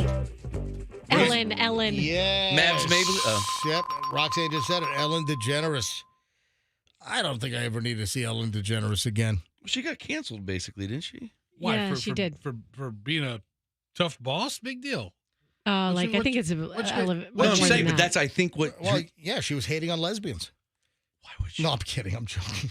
No, but I'm not. I mean, I just find her to be so smarmy and, kind of obnoxious. Well, and I found out how fake she was. Too cutesy. What'd you say? I found out how fake she was from her producer. Yeah, and just too cutesy wootsy. And There's nothing cute about her. What was the story? No, her delivery was like everything was just like over the top and trying to be just too cutesy. What was the issue with you and the producer? Two things. When I met this producer, former producer, well, he was a former, so you have to take it with a grain of salt, of Ellen's show, his first thing out of his mouth was, "Nice to meet you. I'm so-and-so. I hate Ellen. She's a bitch." Jeez. And I was like, oh, okay, way to, delineate. And then he said that whole dancing thing, that came about as an accident. Right. And then people loved it. So she had to keep doing it, and she hates it. She's always hated the dancing thing. So I just think it's, kind of fake. When you watch her do it, it looks like she's having such a good time. And She in her head, blew she's on her like, back doing it. Yeah. She's hating it. So that's the opposite of McDonald's. I'm loving it. Yeah, no. So the rumor was that she had a toxic workplace. Yeah. Oh, yeah, that's right. And so she was sort of canceled. That's right. I couldn't remember what it was, but didn't people say that it was like a prison camp backstage and working for her, that it was a toxic environment, yeah, right? She was just vicious. I personally excel in toxic environments. Clearly. So, I mean, She made them wear diapers, right? Is it that bad at the RV place? it's awful. I'm sure it's not. All right, so Ellen DeGeneres wants to stage a comeback. Does America want a comeback? What is she going to do? Another crappy show? No, she's got to do the dance. You should do a stand-up special. I mean, is she going to do a show? I mean, a stand-up show on Netflix? Or I don't know. I don't want to see her every day at 3:00. No, God, I never watched that. Well, I accidentally stumbled on it. I'm like, I missed the Rosie show. Oh, yeah. So does Ellen. Ellen. When she used to shoot the thing. Yeah. Shoot the little couple push balls. other celebrity things here. So, Kristen Bell. Great feet. Kristen Bell, I've always liked her. Me too. What was the show that she was in that I liked? Billions? No. No. She was before with that. Don Cheadle. Wasn't she in the Yes. Don Cheadle show? You're right. That was a good show. What was that called? It was on like Cinemax or something. I think originally she was Veronica Mars. Yes, that's right. Yeah, House of Lies. Yeah, House of Lies. That was good. House of Lies was great. If you've never seen it, I don't know where it streams these days, but that was a good show. Anyway, this is kind of a... She's also Elsa, right? Yeah. The voice of Elsa? Yeah. She's in Frozen. Yeah. Right. Kristen Bell says that she knew that Dax Shepard wanted to get with her the second time they met because she took the gum out of her mouth, he grabbed it and popped it into his. Oh, how romantic. Isn't that the couple that don't bathe their kids? Aren't they like gross?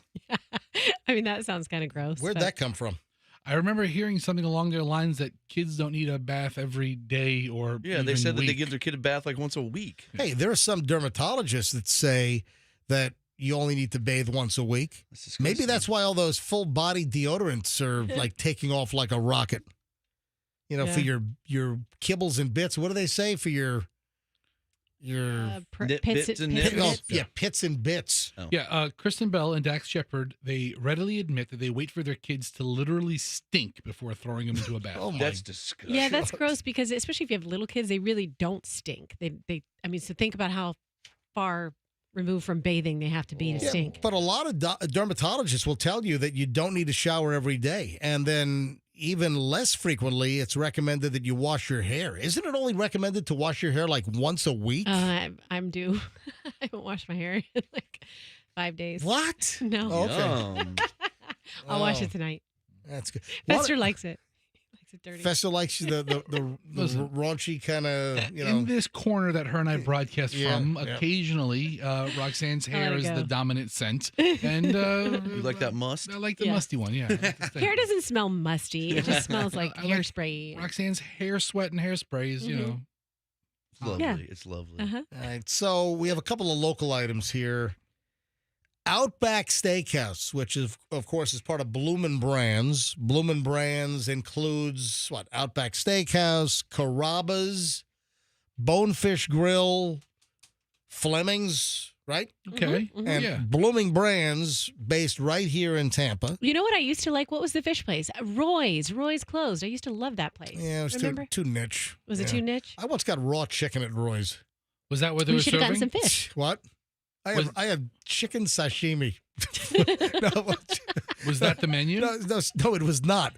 We ordered some kind of a chicken on a stick, a satay or something, and I bite into the thing. It's all slimy and cold. It was freaking raw. Oh, yeah, that was not a good night. No.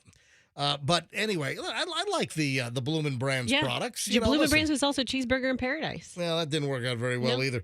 But so Outback has very successful brands. So Outback Steakhouse, Carrabba's, you get Bonefish, Fleming's. They're building an all-new Fleming's building on Boy Scout, which is probably going to rock. It's probably going to look. I've always had a good meal at Fleming's. Yeah, me too. I don't think I've ever. It's been a while since I've been to Fleming's. At the end of the meal, you're like, yeah, I mean, we just stop all the time. All right.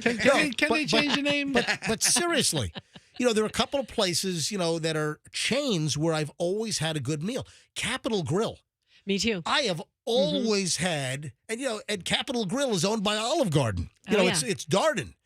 But I've always had a standout, phenomenal meal at Capitol Grill. Never bad. And again, Fleming's. I've always had a good meal at Fleming's. So why is Outback blooming brands in the news? Well, listen, I can't say I blame them.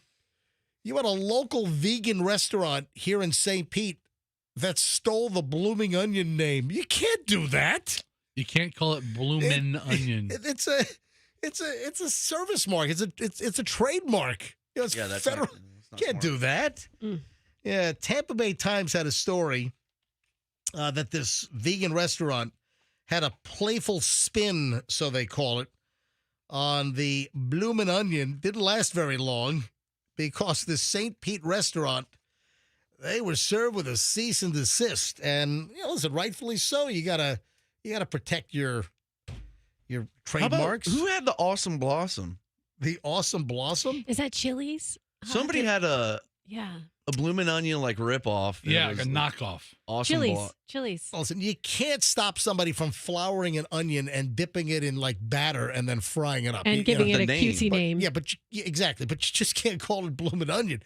Here's the deal. I think the Awesome Blossom's a better name anyway. Vegan restaurant. Oh, listen, Bloomin' Onion's great. Oh, it's fantastic. Vegan restaurant Good Intentions here in St. Petersburg had been selling a crispy fried onion blossom, a play on Outback's Bloomin' Onion, as part of a temporary price fix menu when they received a letter from Bloomin' Brands, which is based, it's right, you know where they are. They're right at the opening of International Plaza. Bloomin' Brands headquarters is right at Spruce, turns into West Boy Scout, right at West Shore, right at the entrance to International Plaza, right across from Ocean Prime and whatever that box store is over there. I confused the two. They're on competing corners. Is it Crate and Barrel? Yeah, Crate and Barrel, and then you got the container store. I forget which one is which. But they're catty cornered from each other. So this restaurant in St. Pete, Good Intentions. Well, did they have good intentions? They started selling the Onion Blossom, which was obviously a takeoff on the Bloomin' Onion. And Bloomin' Brands, the parent company of Outback, they went right after them for trademark infringement. Okay. Your use of the term Bloomin' Onion is in direct violation of the company's trademark rights, and it is confusingly similar to our registered trademark, simply adding one letter. Yeah, so I guess they added the G. So they had a crispy fried onion blossom, but they called it the Blooming Onion, not the Bloomin' with an N and an apostrophe. Then they're fine. So they just added a G. Blooming instead of bloomin'. All right, so that's too close. But couldn't they call it the crunchy onion or the Australian onion? Yeah. You can come up with another name that's pretty decent. They could call it the Steve Irwin Stingray Barb in the Chest Onion. Yeah. What about blossoming? How about the Dingo Ate My Baby Onion? Yes. The Dingo Ate My Baby Onion. That would be a big seller, I'm telling you right now. Would you like the Dingo Ate My Baby as an appetizer? The Dingo Ate My Baby. How would you like to eat the dingo? We got new dingo nuggets on the menu. The Bloomin' Dingo. Yeah. Anyway, so they got the cease and desist. The restaurant's co-owner told the Tampa Bay Times the wording and the artwork were nothing more than a promotional pun offered as part of Creative Loafing's Restaurant Week. So anyway, you got to be careful. Big brands are going to protect their trademarks, and they have to go after that stuff. They can't be selective because then someone can make a case, well, they don't go after them. So, you hear, for instance, like daycare centers, on like the wall, they have a Mickey Mouse or a Pluto or a Goofy drawn, and Disney like sues them. How do they find out about it? Well, you drive by. Yes, or sometimes on the wall of the building or the fence of the No, I'm daycare saying, like, how did center. this blossom? I mean, the Bloomin' Onion people find out about the other one. Like, Hey, guess what's been found in the Hillsborough River? More scooters. Another 24 scooters! Whoa. Yay! My God, these things are they're not e-scooters, they're e-nuisances, is what they are. Why don't we have our own form of like the Laugh Olympics, and we'll just have like a scooter chuck? Unbelievable. Yep. Guess what? Another 24 scooters found all barnacle encrusted at the bottom of the Hillsborough River. It's like an endless supply of scooters down there. it's good fish structure. Yeah, artificial reef system. Yeah, for real. Yeah, so now we have another two. I mean, literally, if I were to add up all the scooters that have been removed, it's got to be 1,000. 1,000? Oh, it's hundreds and hundreds of these scooters. Why do people do that? Why not? I don't. Is it like a certain group of people? Well, because the things are laying all over the place. They're all, like flopped over on the sidewalk. They're abandoned. They're left everywhere. The whole scooter thing, it's a mess. I'm not a big fan of these things. Plus, you get like drunk kids on these things. They're weaving in and out of traffic on Kennedy. You're about to, run them over. You're coming back it's just, they're a menace. Can I magnet fish one of those things out? I wonder Sorry. if it'll attach. Anyway, 24 more. And then Bill Belichick was captured on a Ring doorbell camera outside of a house with no shirt on. That's cool. Yum. Sneaking out of his 24-year-old girlfriend's place. Yeah, that's how they do it, with no shirt on. Dude, he is more like Bella Chicks. Okay, nothing. Yeah, no. You want me to hit the dump button and erase that one? No, look at Coach walking out with no shirt on. Yeah, I mean, seriously. He's glowing. He does look red as a lobster, doesn't he? Yeah, he's probably had his heart pumping for a little while. Yeah. Blood was flowing. Bad boy Bill. I mean, she's 24. I can't imagine it was that long. Yeah, I mean. For him, no.